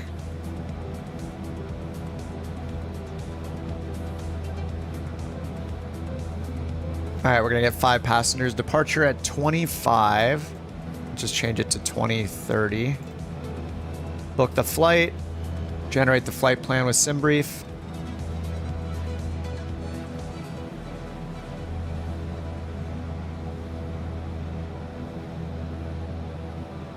All right, flight plan's generated.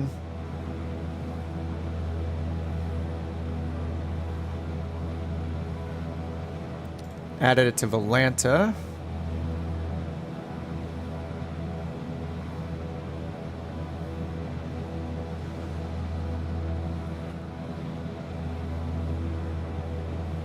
There we go. All right, Volanta's good to go. Let's go get it into Navigraph. EGPB. All right. Wait, did we fly over here? Sumberg? No, I don't think so. What islands did we fly to?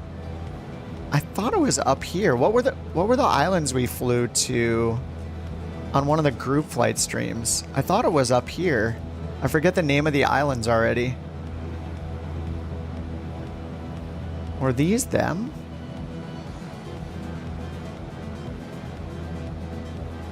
Are these the North Isles? Is that what they were called? The North Isles? I think we flew here one time. Am I confusing that with another area? I don't know. Yeah, 58 days. Very excited. You can hear it in my voice.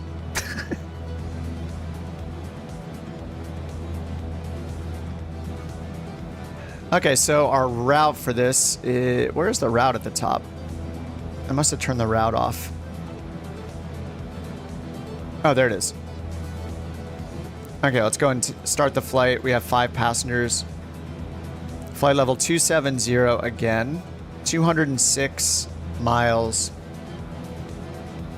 Block fuel 1166. Alright, so I should probably do the... I don't need to do the shutdown checklist, right? I'm just going to fill it back up. We're just going to sit here on the ground. Let's get the wing pumps off. I guess the oil doors can be open. Let's get the anti-ice off.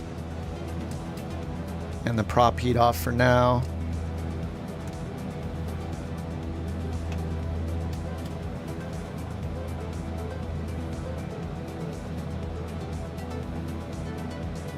And we'll get the heat back on. Alright, let's set the altimeter. 3006 inches. And then block fuel 1166. Let's see if it'll let us do this while it's on.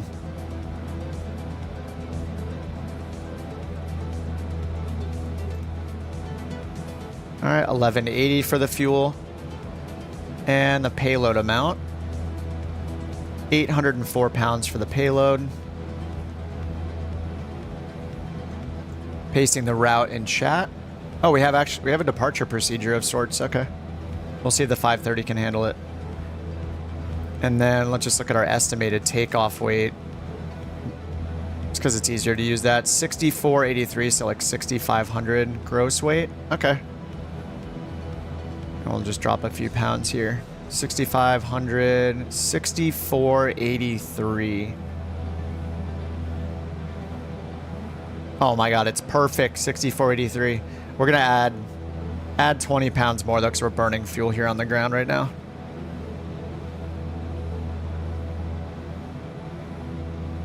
Okay, we're all started up. Let's program the flight plan and get our IFR clearance at the same time.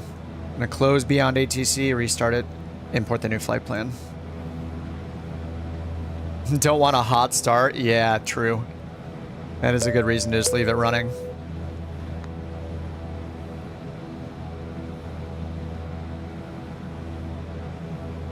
All right, importing with Beyond ATC.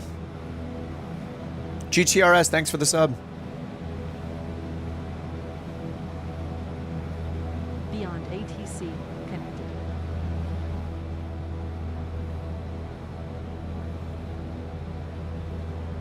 All right, we're on with Reykjavik control.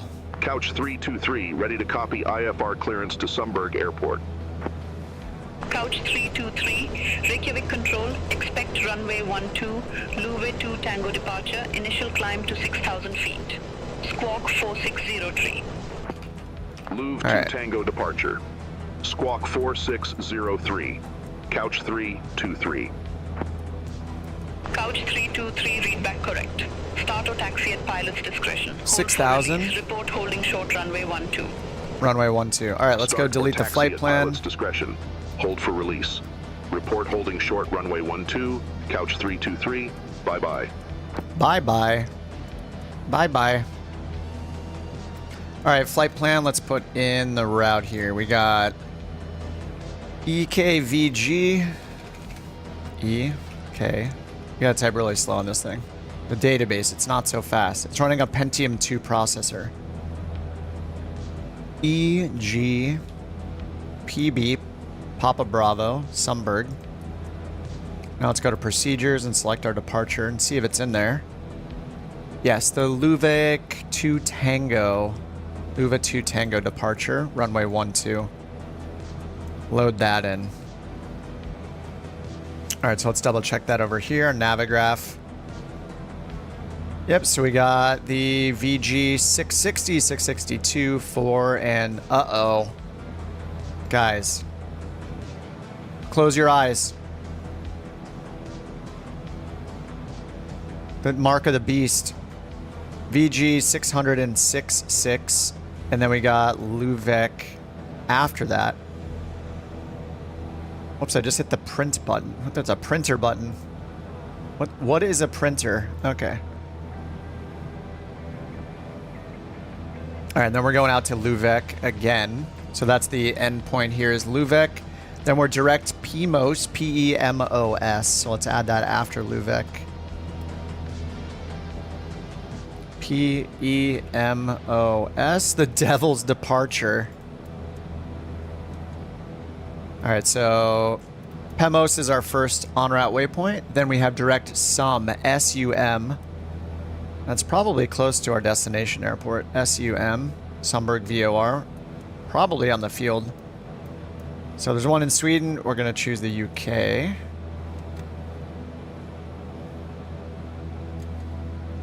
All right, so 1 mile, 10 miles, 98 miles to PEMOS, and then 105 miles, yeah, and then 0.3 miles to the airport. So the Sumland VOR is right there. Right there on the field.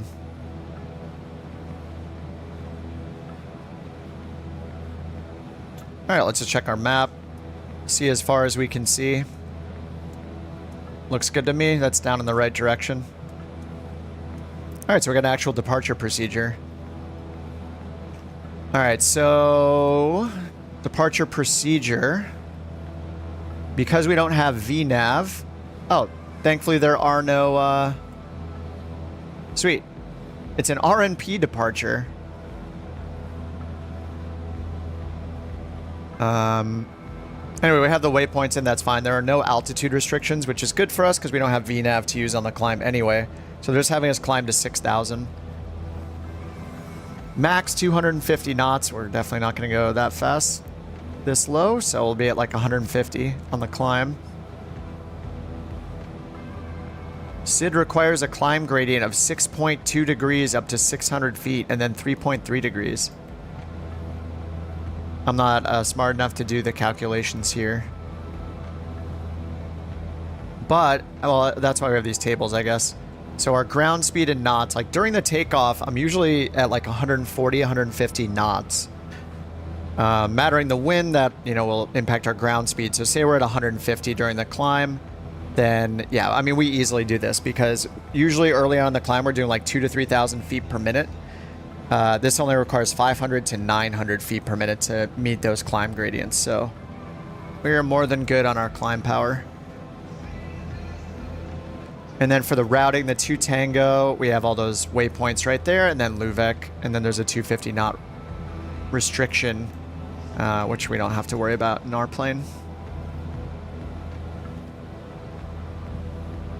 All right, and then nav aids, it's we're not going this direction, but it's referencing this this NDB again. So if we want, we can tune back into the 337 frequency for that NDB just to have it.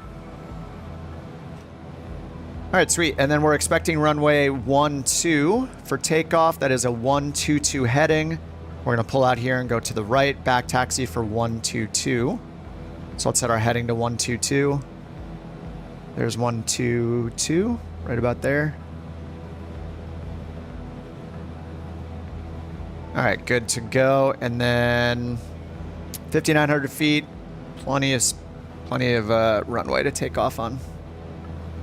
All right, let's get our lights going. Gens are on, wing pumps are off, ignitions are on auto. Nav, strobe and nav we don't need yet. So we'll just get our taxi light on. And fuel, we got 78 gallons. Let's double check the tablet just to make sure that's correct. 78. Okay, we're gonna get the ice deflectors on for our taxi. Oil doors are open for takeoff. And now, pitot heat switch is on.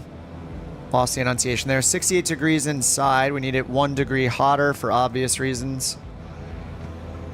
Okay, I think we are good to go. Can I reset all the checklists? There we go.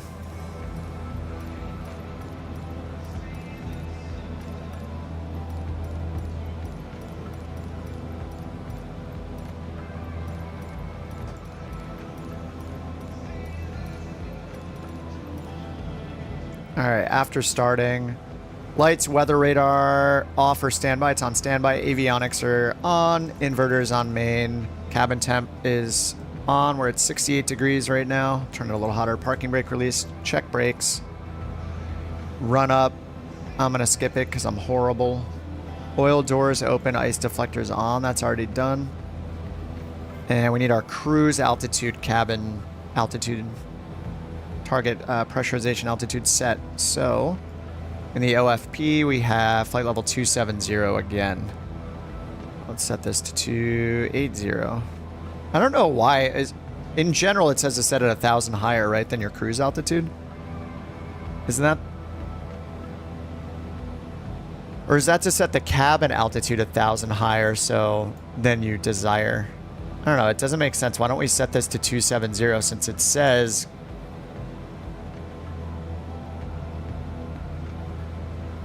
I thought that... What's ACFT mean? Well, I mean, aircraft, I guess. Yeah, it's just aircraft. Yeah, the aircraft altitude versus the cabin altitude. I don't know. I think I've read in other checklists you set it 1,000 feet above, but I don't know why. All right, we're going to leave this pretty high so we don't get the cabin diff warning again. Prop heat on. Oh, that's a prop heat test. Pitot, autopilot test, flaps, we're going to set to takeoff. And let's double check our trim.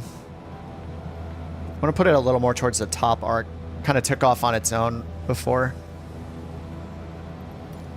Oil temperatures are good. Air conditioning off for takeoff. Weather radar on, transponder and altitude reporting. We already are. Okay, sweet. Let's taxi. Parking brake is off. Taxi to runway 12.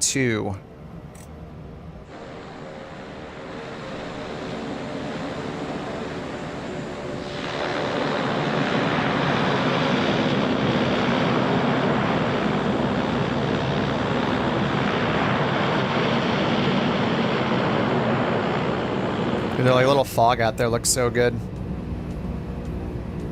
Engine ignition. All right, I guess we'll turn the ignition off right now. It's angry about it.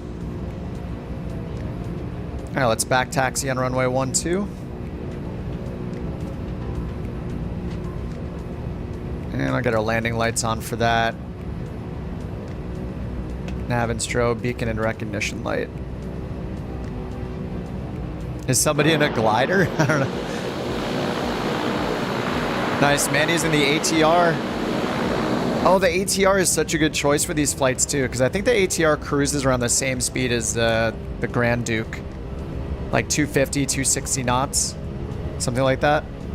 That's such a good choice for these routes, and you can take a lot more passengers and cargo for your New Sky earnings.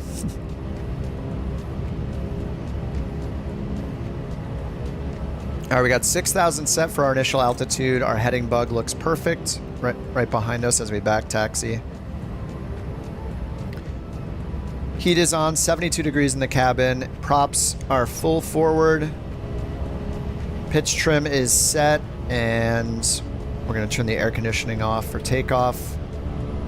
I think the heating, does the heating count as air conditioning or not? I don't actually know. Like, air conditioning doesn't mean cold, so I mean, people use it that way.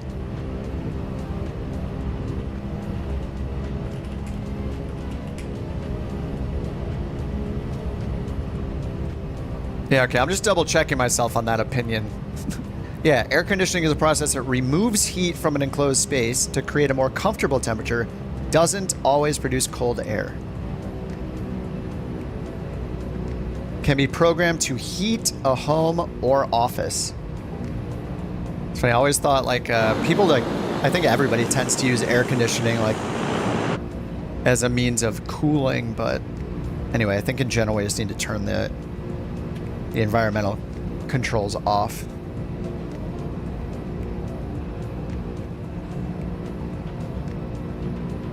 All right, let's tell them we're ready for a release. Couch 323, short of 12, holding for release.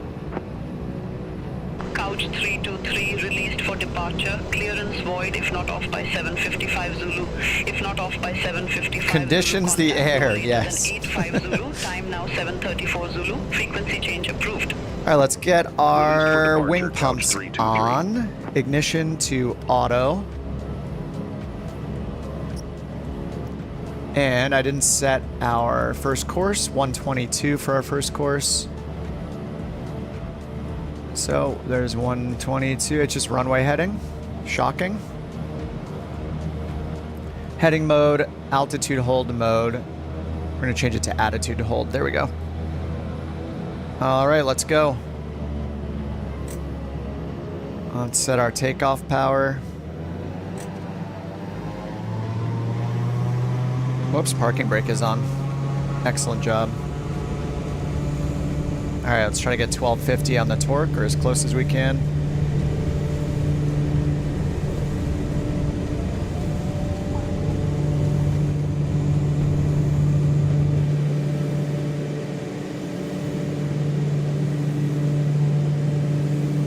All right, positive rate, gear up.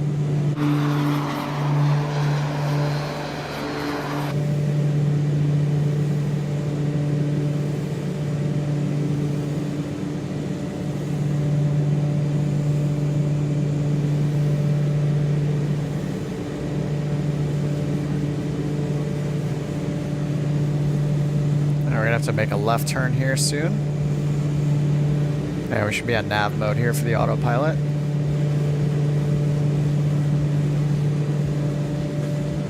All right, let's get our flaps up.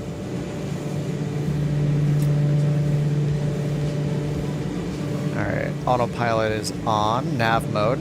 It's gonna make a series of little tiny turns here, so I'm gonna let it do it.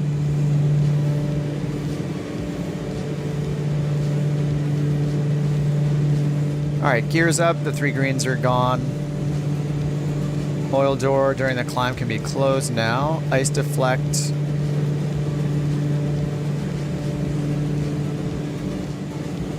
What is it outside? 3 degrees. I'll turn off the ice deflectors for now. All right, 3,300 feet. Let's contact them on ATC. Reykjavik Control, Couch 323. Good day, 097 for the 3,400 feet. next Couch course here. 323, Reykjavik Control, good day. Radar contact, climb to flight level 270. Climb 270. to flight level 270, Couch 323.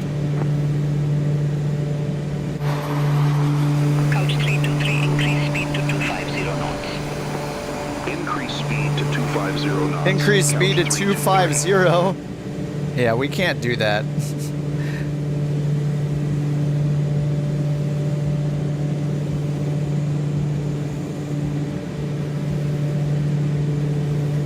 We're actually supposed to be at 1,200. Increase speed to 250 knots in a turboprop during a climb.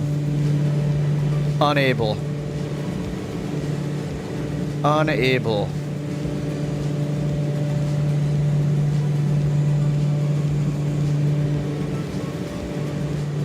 Alright, we are at VG 980 now.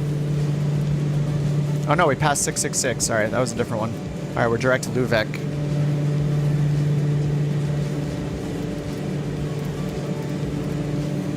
$10 miles to Lübeck.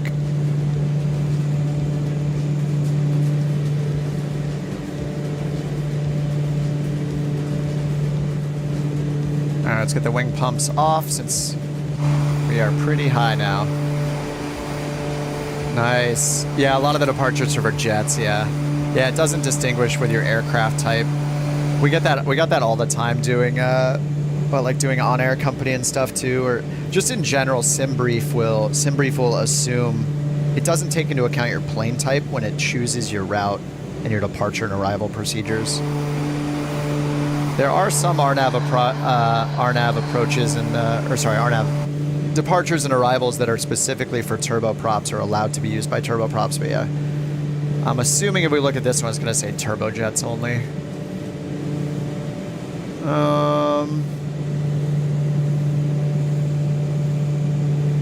Restricted to aircraft with wingspans below 40 meters.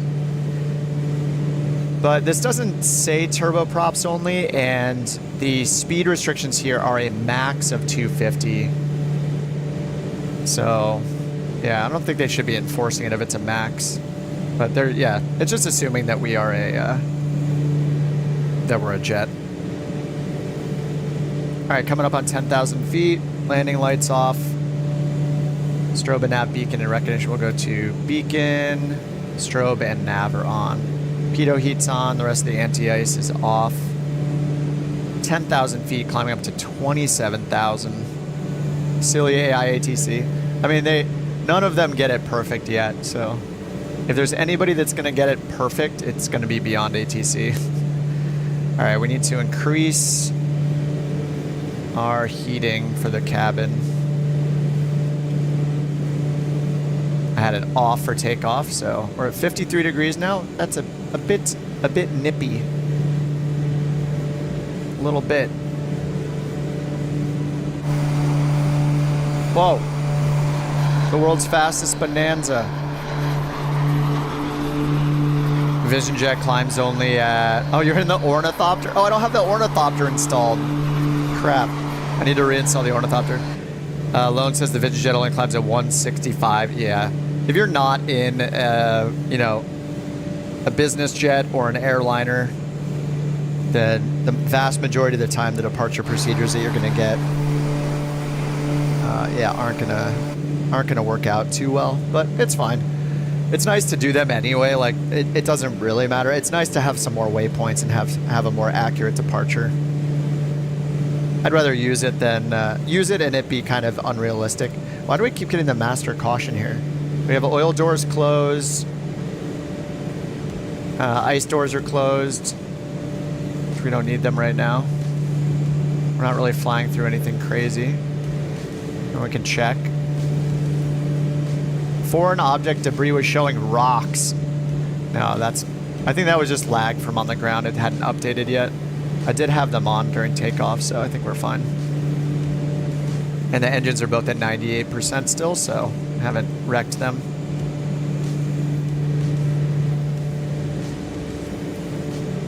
I forgot to turn on the heading. Oh, the heating, yeah. Good thing that doesn't matter either. But yeah, all right, 130. I wonder if that kind of stuff is gonna matter in the Microsoft Flight Sim career mode.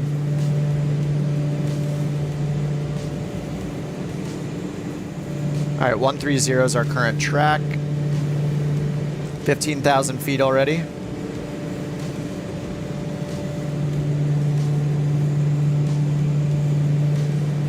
Cabin is pressurizing pretty well this time. I have the rate increased quite a bit.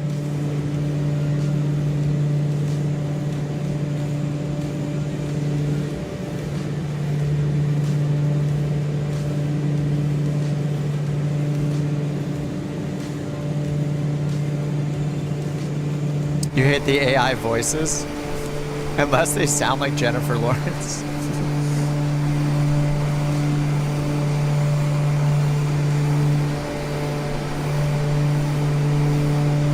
I've been using the premium voices for a while with Beyond ATC. I added a bunch of credits. I'm happy to support them and, you know, have the voices sound a bit nicer on the stream. Yeah, looks like I'm down to 630,000 premium characters. They last quite a while, especially if we're doing smaller flights like this, you know. I do have the traffic turned on, but, you know, there aren't really any flights between these airports often, so we're not seeing any, but it is on.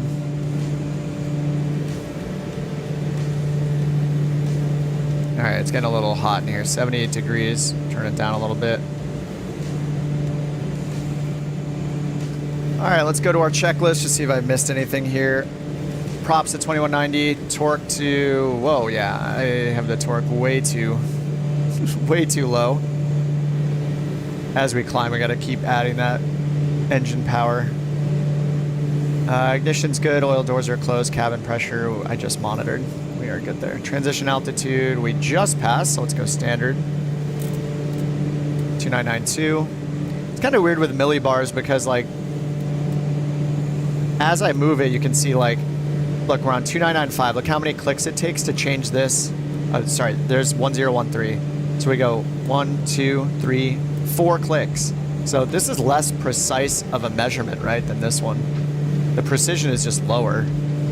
I have 1, 2, 3, 4 clicks here until it changes. Anyway, I just like setting it here. It's like more accurate, because otherwise if I'm just looking at this and I put my finger, I don't look at this as I'm turning it, I'm like turning it down. Oh, okay, 1013, I'm standard. Oh, it's actually off by 0.01. I don't know, it probably doesn't matter that much, but I like when it's more precise. It feels good. All right, transition altitude. Ice deflectors as required. We'll use them when we're going through the clouds. It is negative 25 Celsius. Sometimes it's hard to tell if we're in the clouds or not. Like the sun is in our face, so it looks a little brighter out, but yeah, I think we're good for now. Altimeters are set to standard. Cabin pressure monitor down here. Still climbing well. Recognition lights I already turned off. All right, en route climb checklist complete. And we got 5,000 feet to go. 5.5 to go. We're direct Pemos. This is another one of those routes where I feel bad that we're so high up, but at the same time, we're just flying over water here. And let's see, if we take a look at the rest of the legs, we get a bunch of short legs coming up once we get over the water here. So this is 200. This is probably like 300-ish. I think I should start choosing lower altitudes on purpose for the next few. Try to choose a much lower altitude. Especially when we're in here. I mean, some of these will just naturally be at a lower altitude because the track miles are much lower. Anyway, this flight we're over the water pretty much the whole time.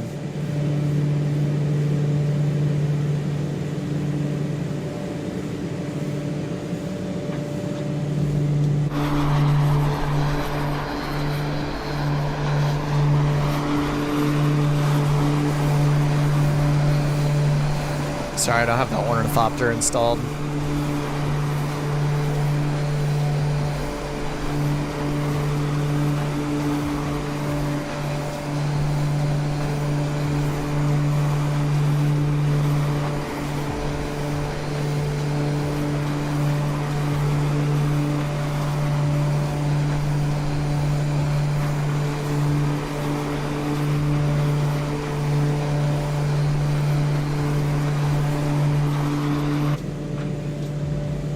Hey Joey, how's it going? Oh, you're at work.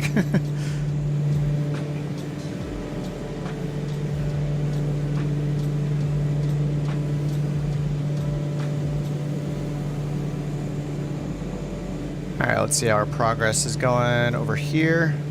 We got a bit to go. A little bit left. 44 minutes estimated time to our destination. Couch 323 Reykjavik control, expect radar vectors Arnav runway 09er.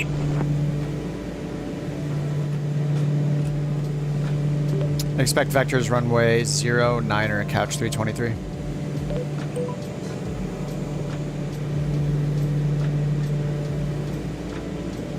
Alright, 70 miles to Pemos.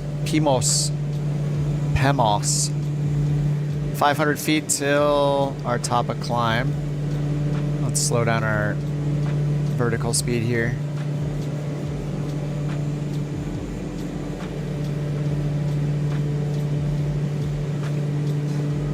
Alright, there we go. Alright, checklist. Cruise checklist. Ignition's on auto, oil doors are closed, ice deflectors are off for now. Pitot heat on. It is because we're at negative 41. Anti-ice is off for now. Fuel imbalance. We have a 1 gallon imbalance. Props to 2,000. Let's pull the prop back.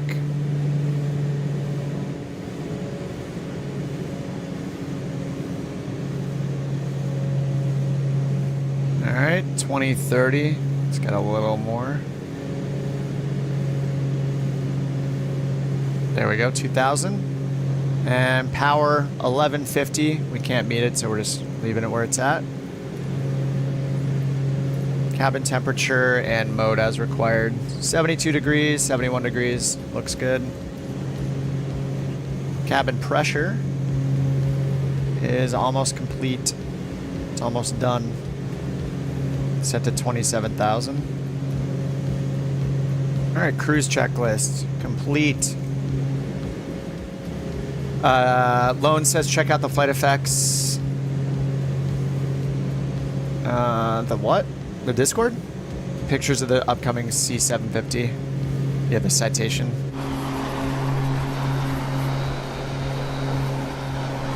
I assume you mean check their Discord.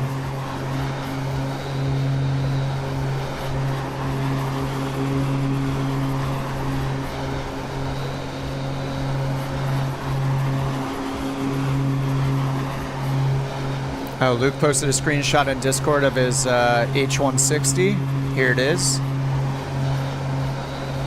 That sunset.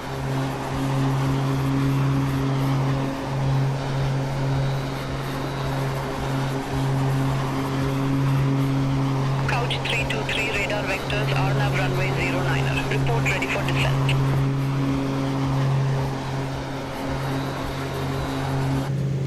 Radar vector 09er, we will report when ready. Couch 323. Couch 323 radar vectors Arnav. Yeah, it never understands my response here. I'm just gonna Radar vectors let the Arnav co-pilot do it. runway 09er. Call when ready. Couch 323. It says call when ready. It just needs some more phrases to be understood for saying that we will call when we're ready for our descent. So they said expect radar vectors.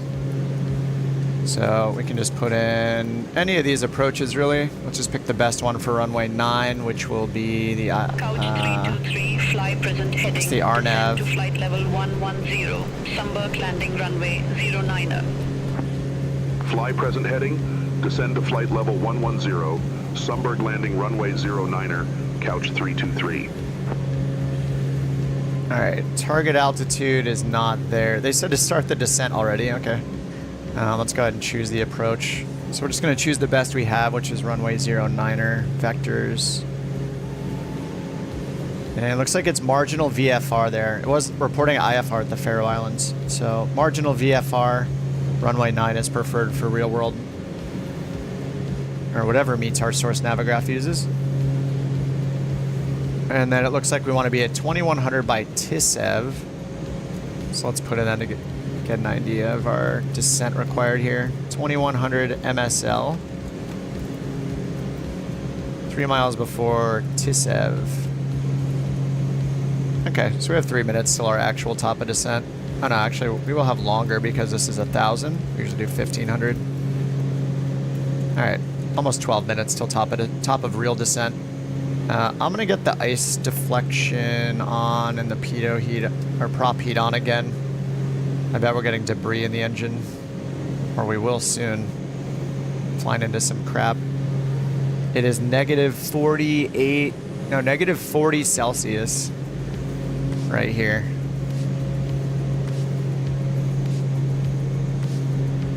So there might be some icing up ahead.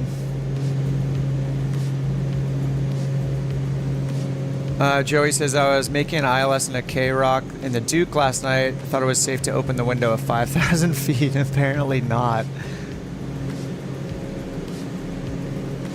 So what happened? Did it just end the... I would recommend turning off crash damage and aircraft stress damage in the assistance damage options. It's just never worth it to have it end your entire flight. Especially when it's something fun that you want to do, like open the little storm window or whatever. Like, whether or not it's realistic to do that, I'm not sure. I think it's probably fine at 5,000 feet. I have no idea, though. But yeah, I would recommend turning off damage. Crash damage, stress damage. If the plane you're flying has a damage model, it's going to have its own damage model anyway, so... I'm pretty sure that's not dependent on the one in the sim being turned on. Keeps looking like we're gonna fly through this. It's such an illusion how far away. You can't tell how far away the clouds are. It's probably really hard to do in real life, like figure out.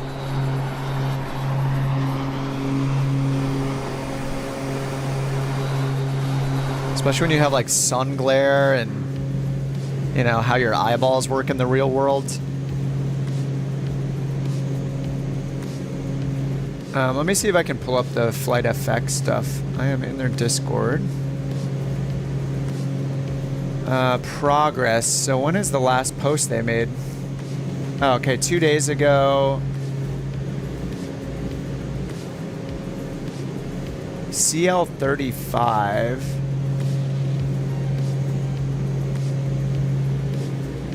C750. Okay, they posted a video.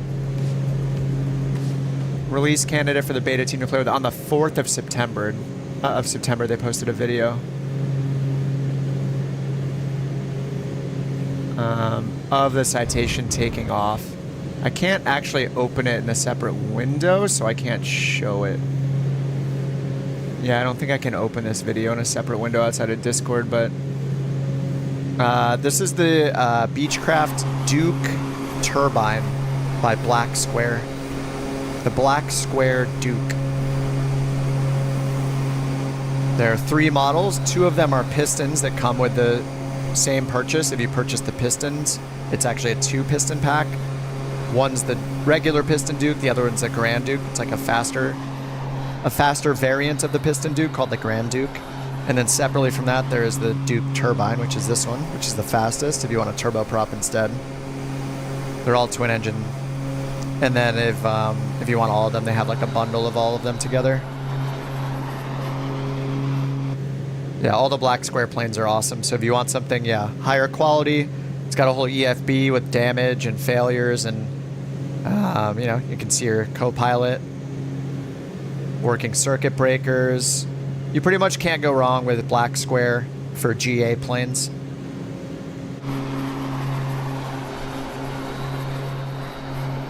Oh, it's on the Flight FX website? Okay.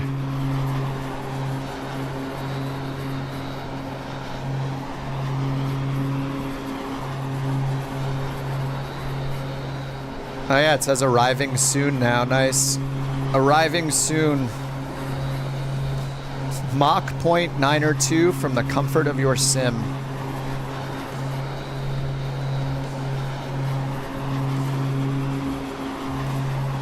The hangar page.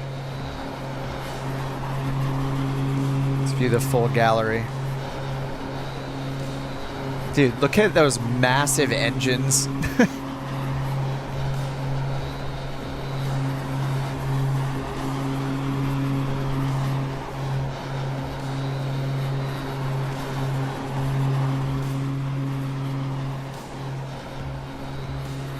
Nice. So is this based off the Collins? Is this Collins avionics or what?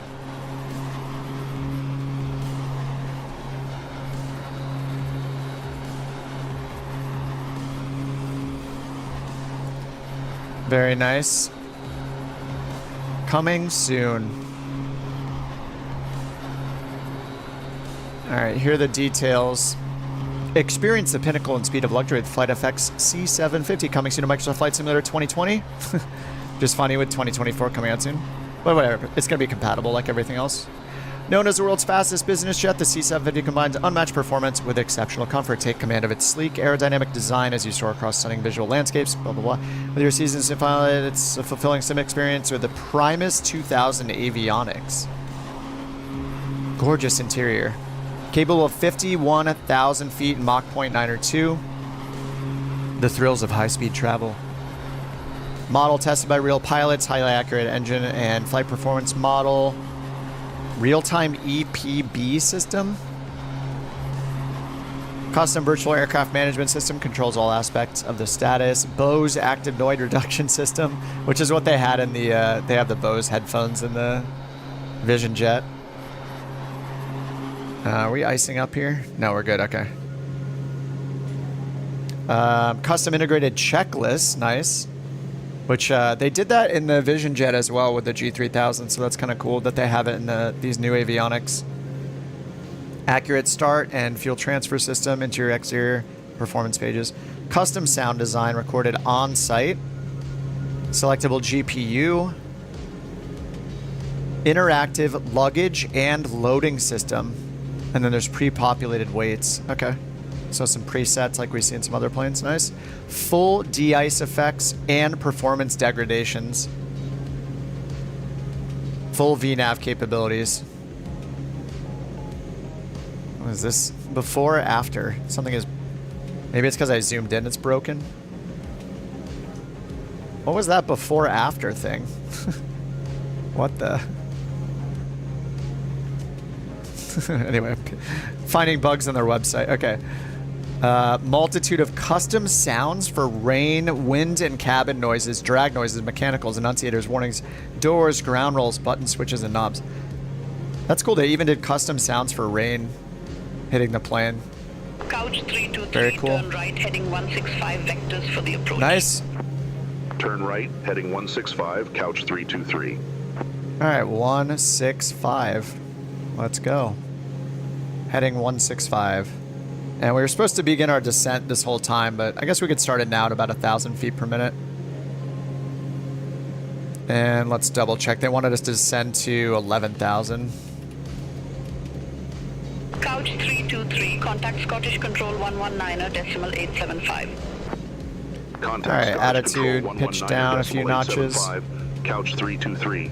Bye-bye. Scottish Control, Couch 323, flight level 270. All right, 1,000 feet per minute.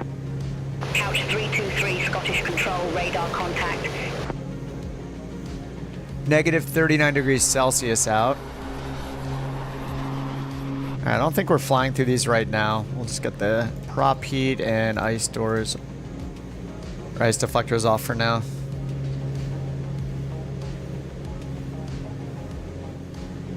All right, pull back a little bit on the throttle.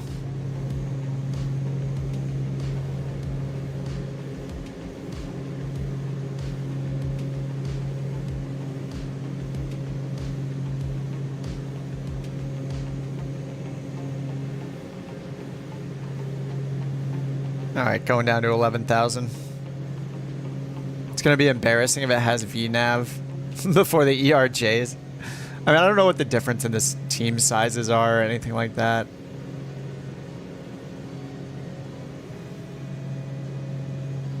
I just wonder, like with the working title, I always mention the working title open source stuff just because it's so powerful, and the working title team did such a good job on those systems that it always surprises me when a dev doesn't take advantage of that. All right, we got icing here. All right, we got the ice deflectors on. Look at the particles go. What now, ice particles? What now?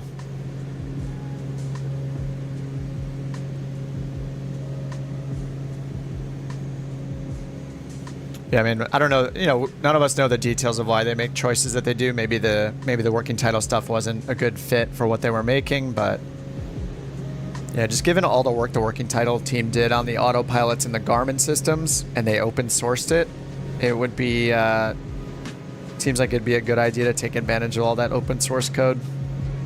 But who knows, it might not be possible for some of them. Got distracted when typing and crashed into the runway. 0 score. Were you typing on short final? What are you, crazy? The top right's Volanta. Volanta and Flight Sim. What is it? Flight Toolkit Pro or something is another one that gives you like telemetry if you stream. I just have a highly customized version. I just customize it using CSS for the Volanta one. So if you just learn a little bit of CSS, you can customize anything that's loaded into OBS, which is my streaming software. Pretty much everybody uses. You can, for any browser source object, you can inject custom CSS. So I just did that to hide almost everything except for the airport codes and the progress bar. I mean, you guys can see my airspeed and my altitude already. I don't need it at the top of the screen. And we talk about all that stuff all the time too, like climbing, descending, what our speed is. So it's not usually a mystery. But I just like the progress bar showing and the code so people can see where we're going to and join if they want.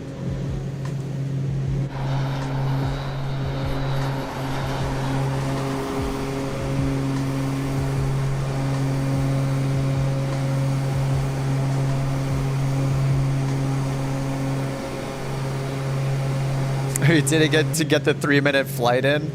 It's like the get there-itis in the sim. All right, let's get the windshield anti-ice going.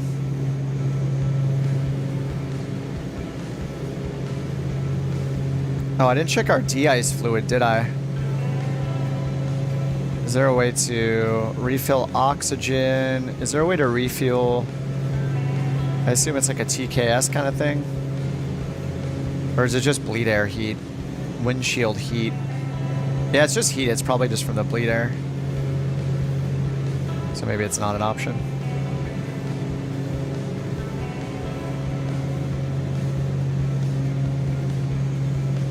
Alright, should this be animated?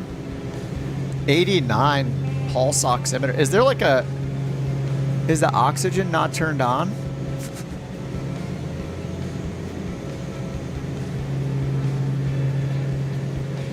Isn't anything below like 95% dangerous? Yeah, none of this is animating.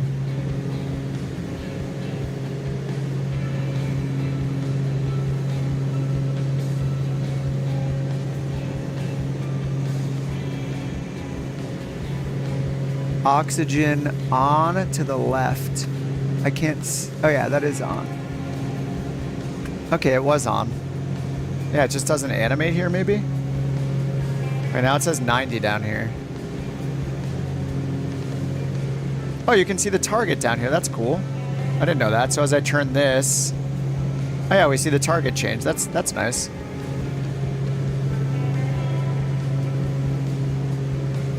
Maybe this just doesn't animate. I don't know. All the other screens animate though, right? These all animate.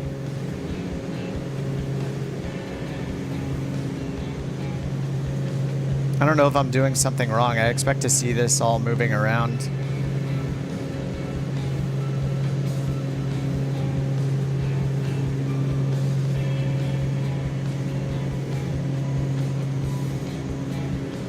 All right, 20,000 feet. What's up, Devin?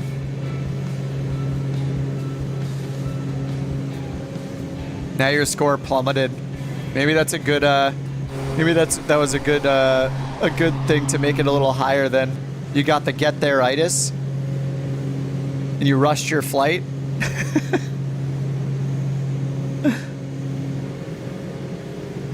Your average went from 9.8 to 7.27. Yeah, but if you get 110 flight, right? Turn right, heading 190. Turn right, heading 190. If you get a 10, then your Couch average 323. is gonna go up to what? Let's see, a 9.8 to 7. Yeah, if you get a 10, then your average is gonna be 9.02. If you get a 10, if you get a 9, it'll be 8.69. Oh, you had 2 10 flights? Well, your average should be... Well, I don't know all of your flights, so... Anyway, I'm sure the average is accurate. You can see there's icing with flow. Oh, yeah, that's true. Yeah. On the weather tab, yeah, it'll show. I think it shows up here somewhere if there's icing. Or do I have to click through, maybe? Frigid... Does it I think maybe it just shows a new thing that says icing. Anyway, we have a wonderful crosswind. All right, I think we can get the anti-ice stuff off for now.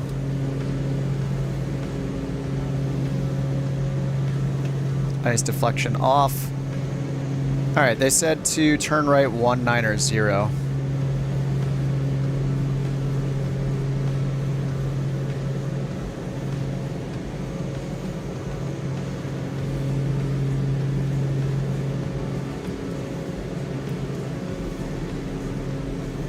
Interesting.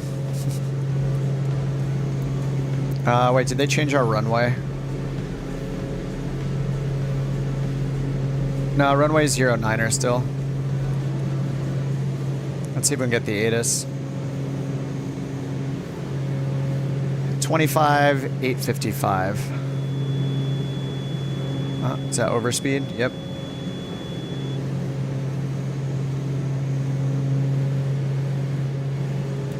$25,855.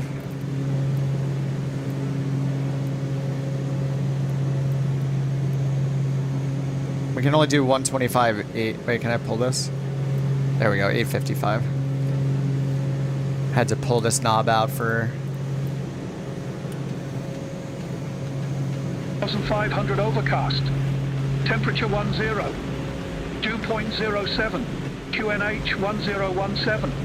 Landing and departing runways 0609er 15. Transition level 060. Numerous cranes in operation around Sundberg.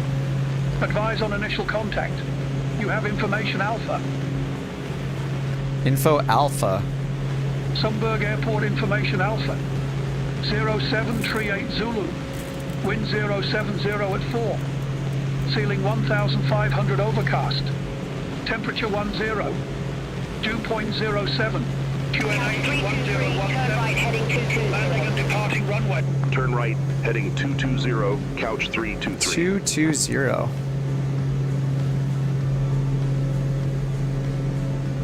All right. 323, turn right, heading 225. Where are they taking me, Turn man? right, heading 225, Couch 323. Where are we going? Guys? What's happening? Look at this. Yeah, no. These vectors are insane. Unless it's for traffic, but no, they're not doing separation yet. They're only doing sequencing on the ground and speed Couch restrictions. 323, turn right, heading 230. Yeah, we're not going to listen to that. Heading 230, Couch 323. 230. They want us to go the exact opposite direction of our course. I don't like it. We're just gonna go back to nav mode and get it back on course over here. Yeah, I knew you shouldn't have followed me. Turn left, heading 115. Descend to 2,700 feet. QNH 1017. Turn left, heading 115, descend to 2,700 feet, Okay. QNH 1017. Now it's better, Couch 115. 323. All right, now they recovered. Okay. 115 on the heading. That's set. Back to heading mode.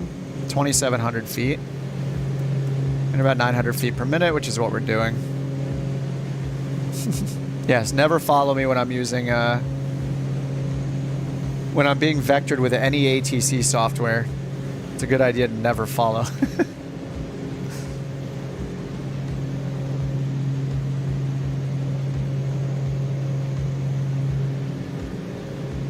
Next leg. I'm probably done after this one. We did 3 yesterday. We'll do 2 today. I gotta go get a haircut. I gotta work out.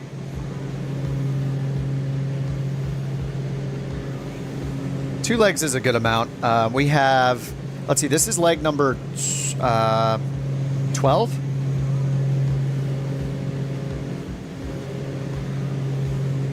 I think it's 12. So we have like 75 legs left or so, and we got 58 days to do it. So if I average 2 legs a day, 1.3, I need to do 1.3 legs a day. So when I stream, if I do 2, then we'll be ahead of the curve. That's if I stream every day.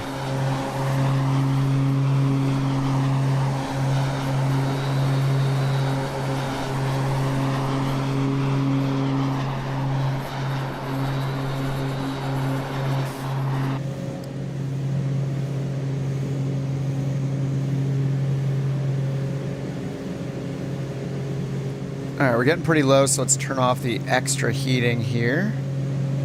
Oh no, the cabin diff. I didn't turn the cabin diff down. Ah, or the cabin altitude. What is our destination altitude here? Sea level.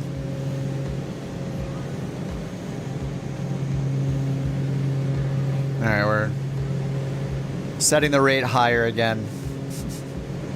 Sorry, passengers. Hope your ears feel okay. And your brains.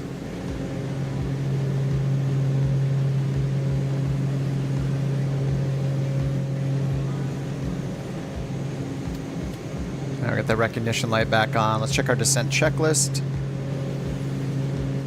Cabin altitude, ignition is on auto, oil doors closed. Ice deflectors, yes. Reduced the power, already did that. Engine performance, ice protection as required. -8 Celsius. And they said they're going to give us vectors for the visual approach for runway 09er. We loaded in the RNP approach. We can't... we just have it set up with vectors. Whatever RNAV approach was available. Just so we have something. 2,100 feet is the final altitude for that actual approach. We're just going to get vectors. Minimums on the approach are 630, which is 610. So I'll put a little more than 600 here for our minimums, just as a reference. What's up on the airplane? Oh yeah, I see you, Jay.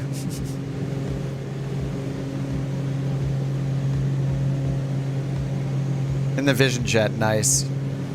We're big fans of the Vision Jet.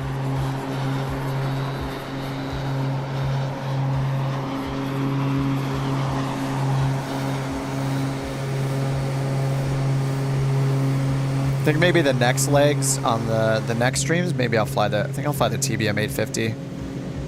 That's also a fun one.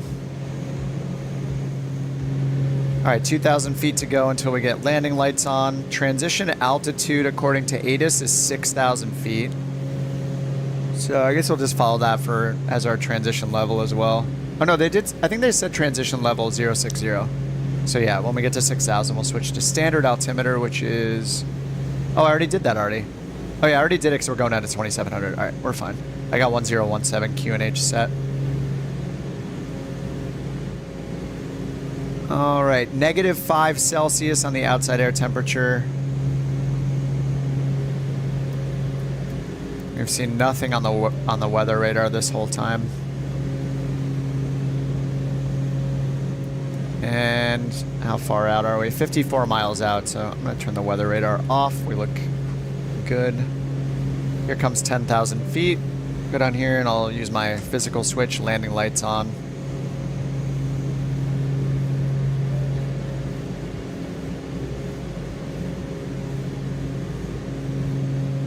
Rock says, well, I was flying into EKVG last night. It gave me the RNP approach, and it wasn't in the G3000. Yeah, because, well, it matters the type of RNP approach, I guess. I think the G3000 can handle RNP approaches, but not RNP AR approaches, which are authorization required, like special crew authorization required to perform them, like in an airliner. So I think it will automatically filter out anything that's not a RNP approach. You can see that like on the plate. So RNP approach, it probably can do those. Oh, expect vectors for RNAV, okay. Expect radar vectors for RNAV runway 09er, Couch 323. Couch 323, 44 miles from vector _Isles _1. Fly present heading. Maintain 3,400 feet until established on the final approach course. Cleared RNAV runway 09er. Fly present heading 3,400 feet until Alright, they cleared us for the established. approach. RNAV runway 09er, Couch 323. I think I need to change the initial approach fix here. RNAV 09er instead of vectors. We got LPAP and Octet. Looks like LPAP is a little better for us. Okay, so let's activate that. Nav mode. Alright, yeah, we're direct LPAP. So we're going to be coming up here from the north, right turn to Tisev, 2100, left turn. Final altitude's 2100. So, and MSA is 2100 that direction, 2400 the way we're coming from. So we can go down to 2400 for now. And I think I had this set. Oh yeah, we need to reset this. 2100, 1 mile before Tisev. Required 600 feet per minute, so we can slow our descent a bit to 600 feet per minute. There we go. Good. Add a little more power.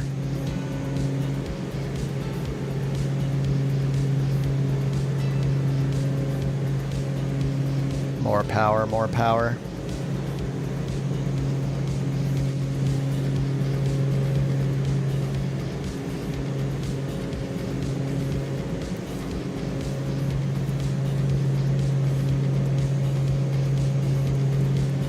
Alright, course is 111. Too fast.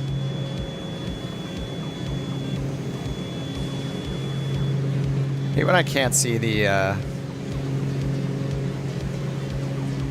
needle here. Alright, there's 111.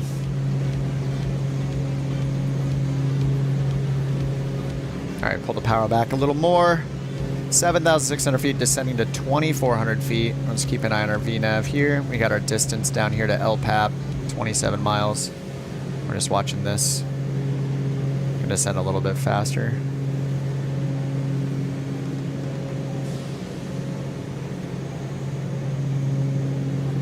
So 2,400 is our limitation at LPAP, I guess. Oh no, it says 2,100 here. Okay, we're good at 21. All right, let's do 21. And then the MSA up here is 24 from our direction.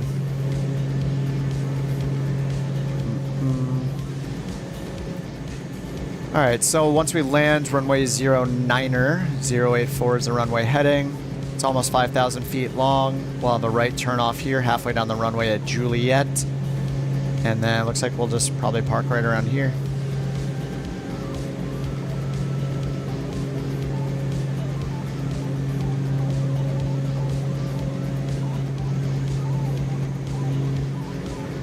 It says a road crosses runway 09, undershoot immediately before the painted threshold.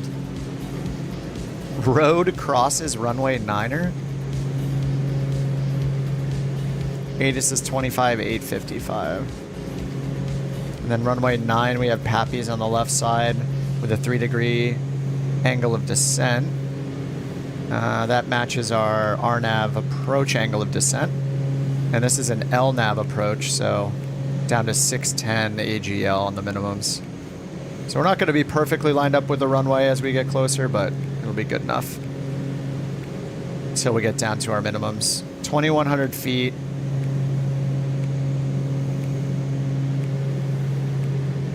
And let me listen to the ATIS again. I didn't get the clouds last time. What's up, Ed? How you doing? Rock says... Wind here we go. 070 at 4. Ceiling 1,500 overcast. Temperature 10. 2.07. QNH 1017. Landing and departing runways 0609er 15. Transition level 060. Numerous cranes in operation. Oops. Let's listen. Is that Alpha?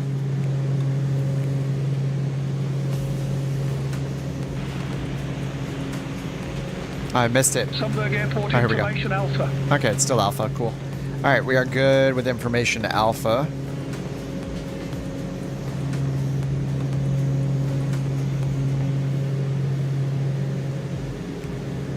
Robo voice? That's supposed to be a human voice. The robo voice sounds like you typed it into like a text-to-speech thing from 20 years ago, you know? Underdog is right next to me. Beautiful.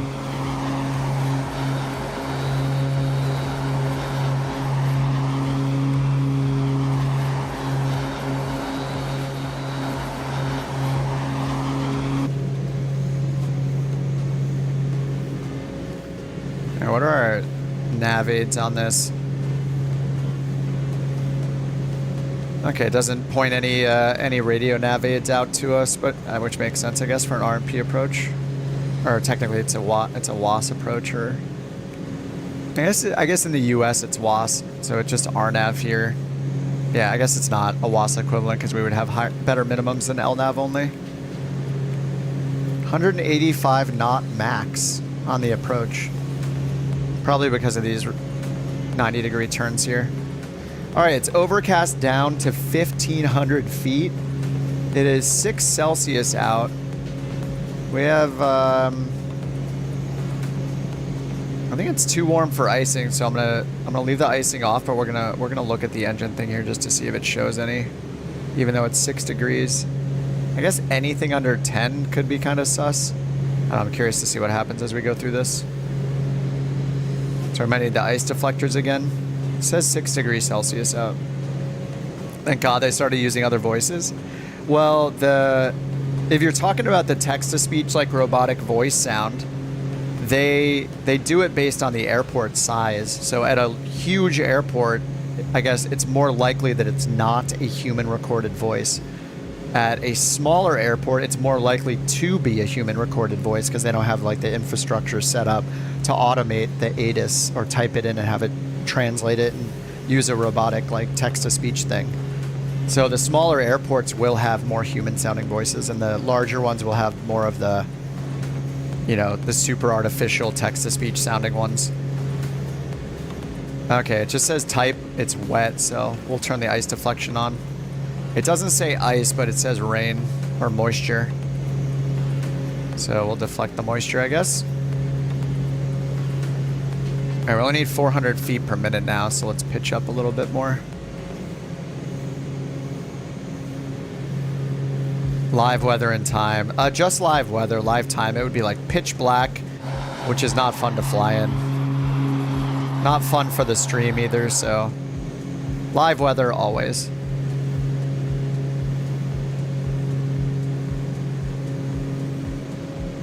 All right, let's get the prop to full forward.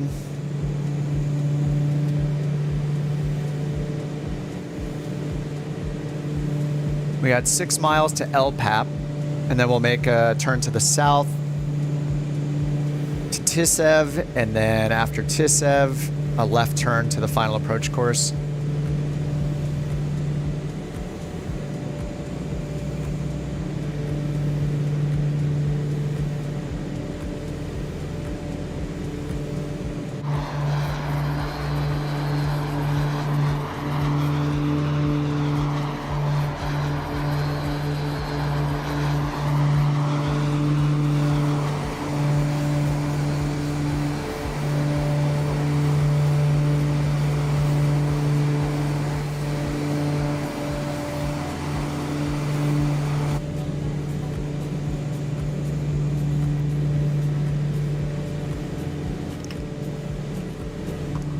All right, a little more moisture here maybe. All right, 900 feet to go until we get to 2100. We only need 400 feet per minute right now, which is pretty much what we're doing. And we'll slow down a little bit to get into gear in flaps 1 range, which is this little triangle here. Okay, let's check the approach checklist. Seats and seat belts, yes. Cabin altitude is good. Stopped climbing. Fuel imbalance is balanced. Recognition light, I think I already turned that on. Yep. Strobe and nav are on. Pitot heat is on if less than 4, so I'm going to turn the pitot heat off because it's 5 degrees. Anti-icing, yeah, ignition's on auto. Anti-icing and ice deflectors as required. Then we'll do flaps to approach when we're ready. And then on short final, props, I already got the props full forward. And that's already done. We'll just get the wing pumps on, oil doors open.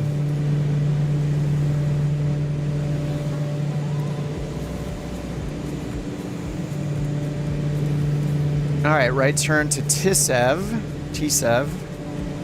Pulling out some more power. And we're almost down to 2100 feet.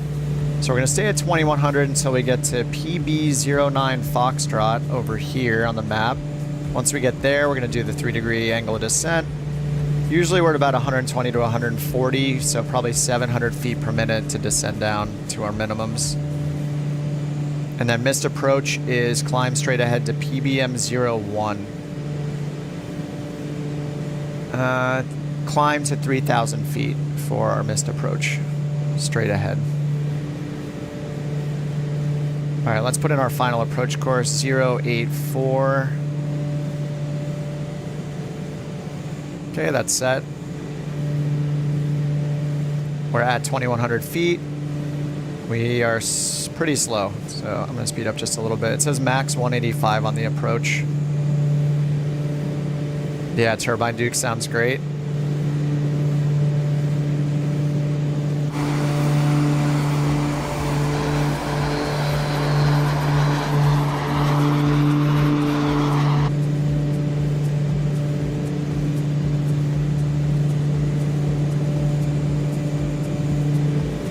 We're established on final. I'm going to say we're established. Couch 323 established on final approach.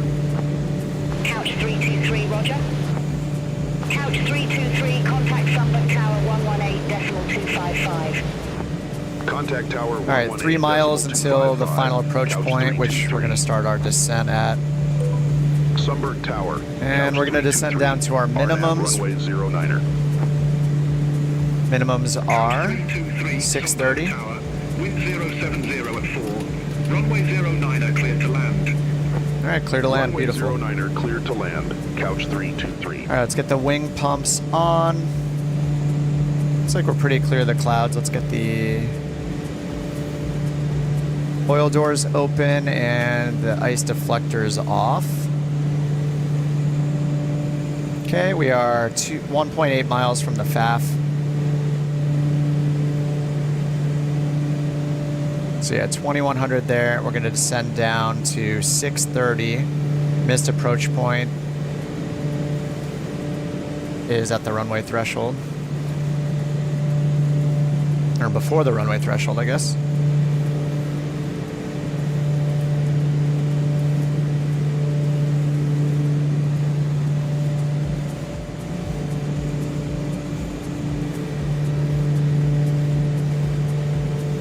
Okay, lights are good. Pitot heat's off on purpose.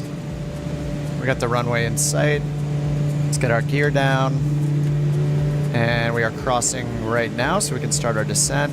Switch over to attitude and nose down. We want to get about 700 feet per minute according to the chart.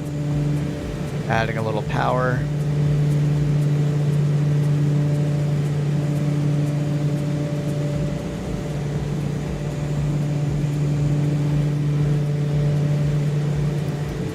Let's check our ground speed down here. Ground speed 140 knots. So at 140 knots on the table, we do 743 feet per minute.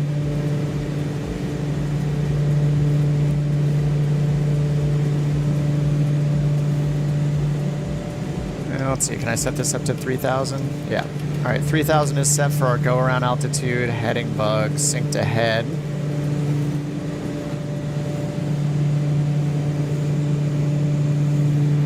Pull out a lot of power.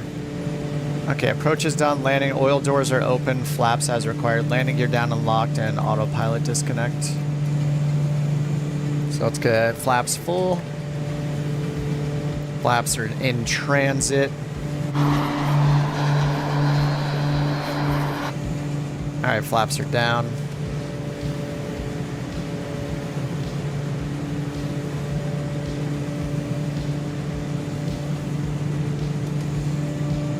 Alright, 100 knots. Pappies look good. The pappies coincide with the approach on this, so we can use the pappies for reference.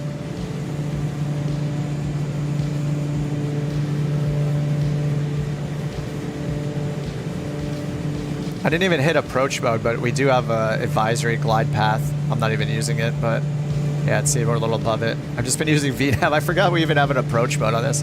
The autopilot is generally like basic, so I just totally didn't even think of it. But anyway, that's fine. Yeah, this is the black Square Turbine Duke. So yeah, we could be using approach mode for the advisory glide slope that we get over here, plus V. But this is fine. If the minimums were worse, we would use it, but we're below minimums already. All right, let's get the autopilot off. And we'll just follow the pappies.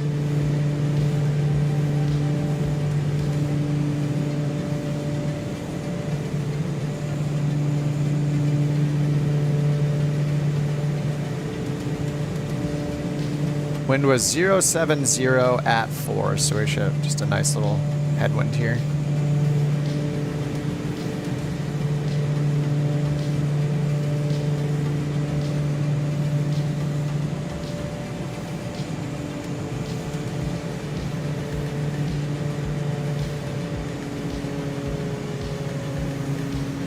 All right, let's slow down.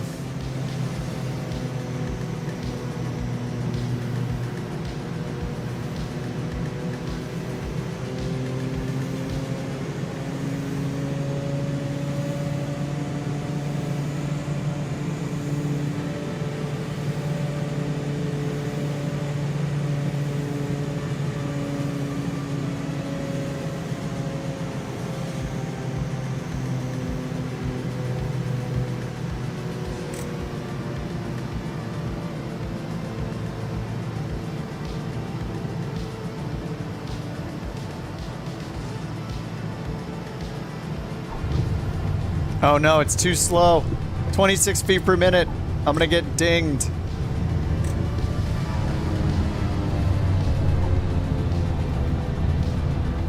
All right, reversers. Couch 323, exit next available taxiway. Exit next available taxiway, Couch 323.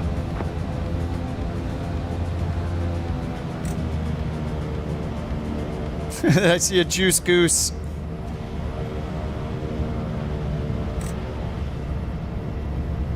There goes the follow me. 26 feet per minute. I'm probably going to lose points because it was too soft.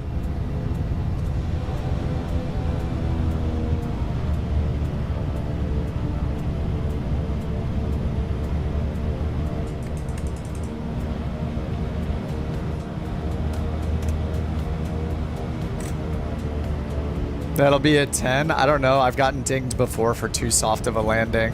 Oh, it's Delta Tango and the Juice Goose.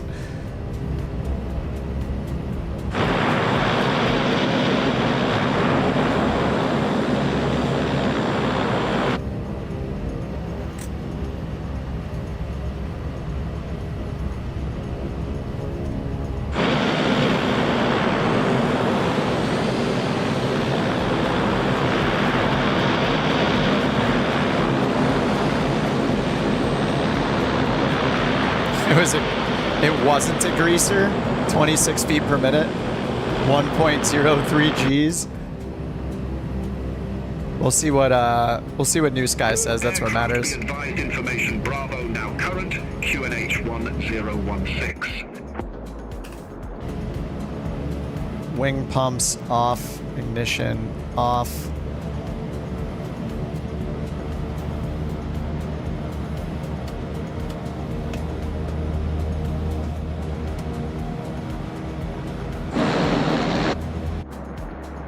I don't know if anybody's still coming in.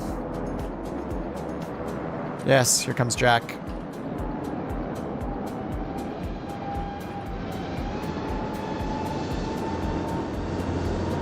Great timing. Jack and the Grand Duke.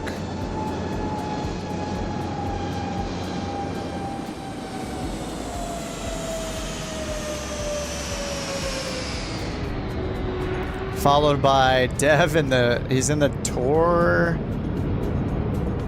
I need to make a note right now. Install Tor and Ornithopter. Because I don't have those installed and you guys are flying them a little bit.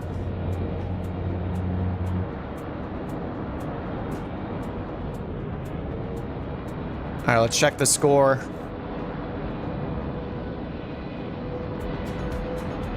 The Tor is, it's a fighter jet. 9.9. See, I bet I got dinged too soft.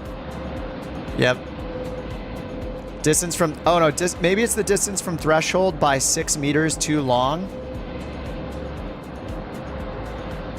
I'm not sure. I think it might have dinged me for the, I wish it would highlight which one it's dinging me for. Oh, tornado, that's it, yep.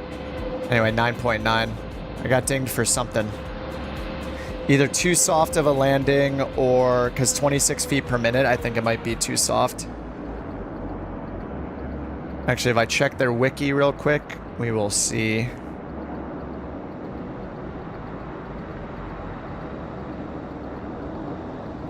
Rating system for landing rate.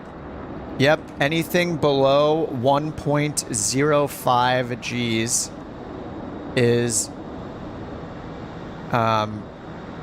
it's bad, it says. Greased. Whatever you call it, it's bad. Butter silk smooth operator.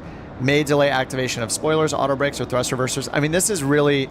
This shouldn't apply to anything other than jets, right? So I'm not sure. Airliners. So I wish it wouldn't count for these... For small GA planes like this. But yeah, that's what I got dinged for. It is 1.03 Gs, and anything under 1.05 is considered too soft. Yeah, it should only apply to commercial, yeah.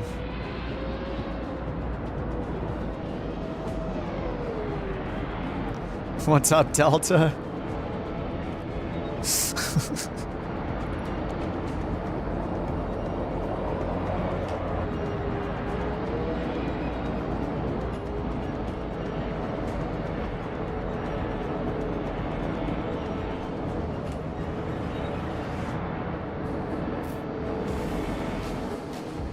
That's gonna be the last flight for me. I'm gonna see if I can get a haircut today. It's already 2:30. I think I can find one. Go get a haircut and then get some food. Probably in the opposite order.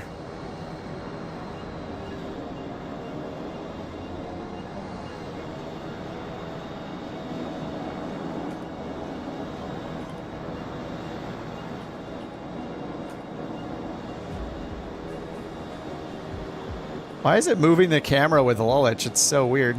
Oh, there we go. Lulich is coming in the Meridian, but he's invisible? Oh, there he is. Yeah, I did float a little. Yeah, for sure. Definitely a float and just too soft. I think technically the only reason it dinged me is because of the G's being under 1.05. Since that's the rule, it says.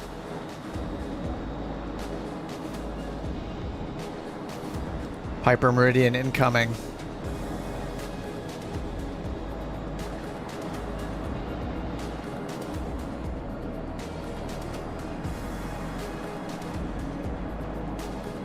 Hello, Meridian, my old friend.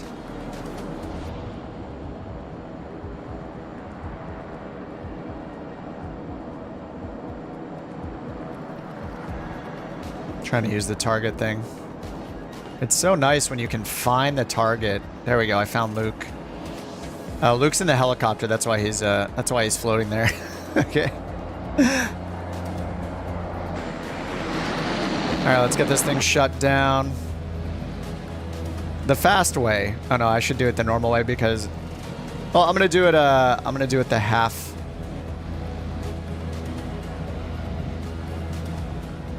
Let's get the only the nav light on for now. So this needs to be off.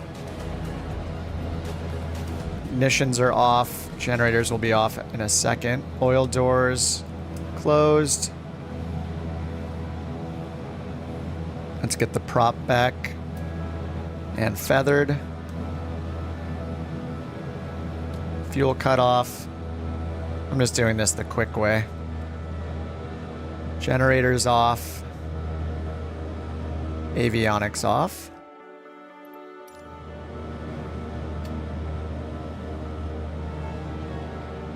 Pitch trim off. Pitch trim reset to neutral.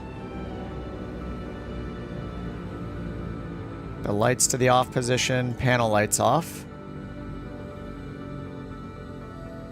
Okay, that's off. Sweet, I think we're good. Battery's off. All these are off.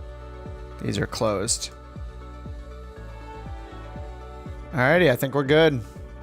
GG's. Oh, you think they give you more leniency with GA on the landing distance? Yeah, I think for me it was just the G's. It's happened before. It would be a nice change if they made it so those only apply to commercial planes. Delta, nice to see your thanks for the follow me car.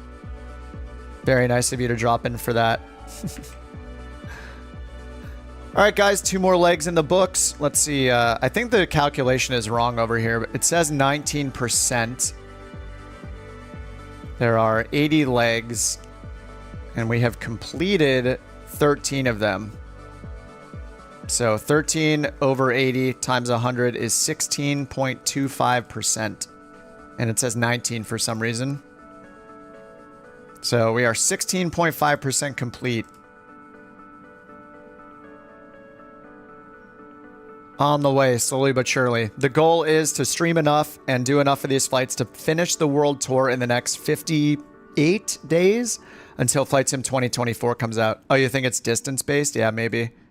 That could be it, yeah. So yeah. Some streams, we'll see. I'll have to monitor the progress into the world tour to see. But yeah, it may result in some marathon sessions. I'm gonna lose 4 days this coming week, and this coming weekend, next weekend, I'll be out of town for 4 days. Thursday, Friday, Saturday, and Sunday I'll be out. Thursday to Sunday, I'm going on a little trip, and then I'll be back Sunday night, super late. So yeah, I won't be streaming this weekend. I'll remind you guys of that later in the week, or I guess before Wednesday, I'll remind you. All right, guys, good games. Thanks for flying along. Appreciate it as always. Good to see y'all. Hope you guys have a good rest of your weekend. And yeah, happy Sunday. I'll see you guys on the next one. We'll do probably more of these flights. Keep knocking them out.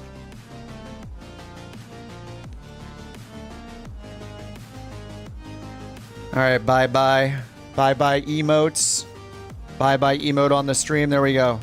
Bye-bye. All right, guys, have a good one. Great to see you. Jack, thanks again for the 6 months in the Couch Captains, sir. Really appreciate it. I will see you guys in the next stream. Peace. Have a good day.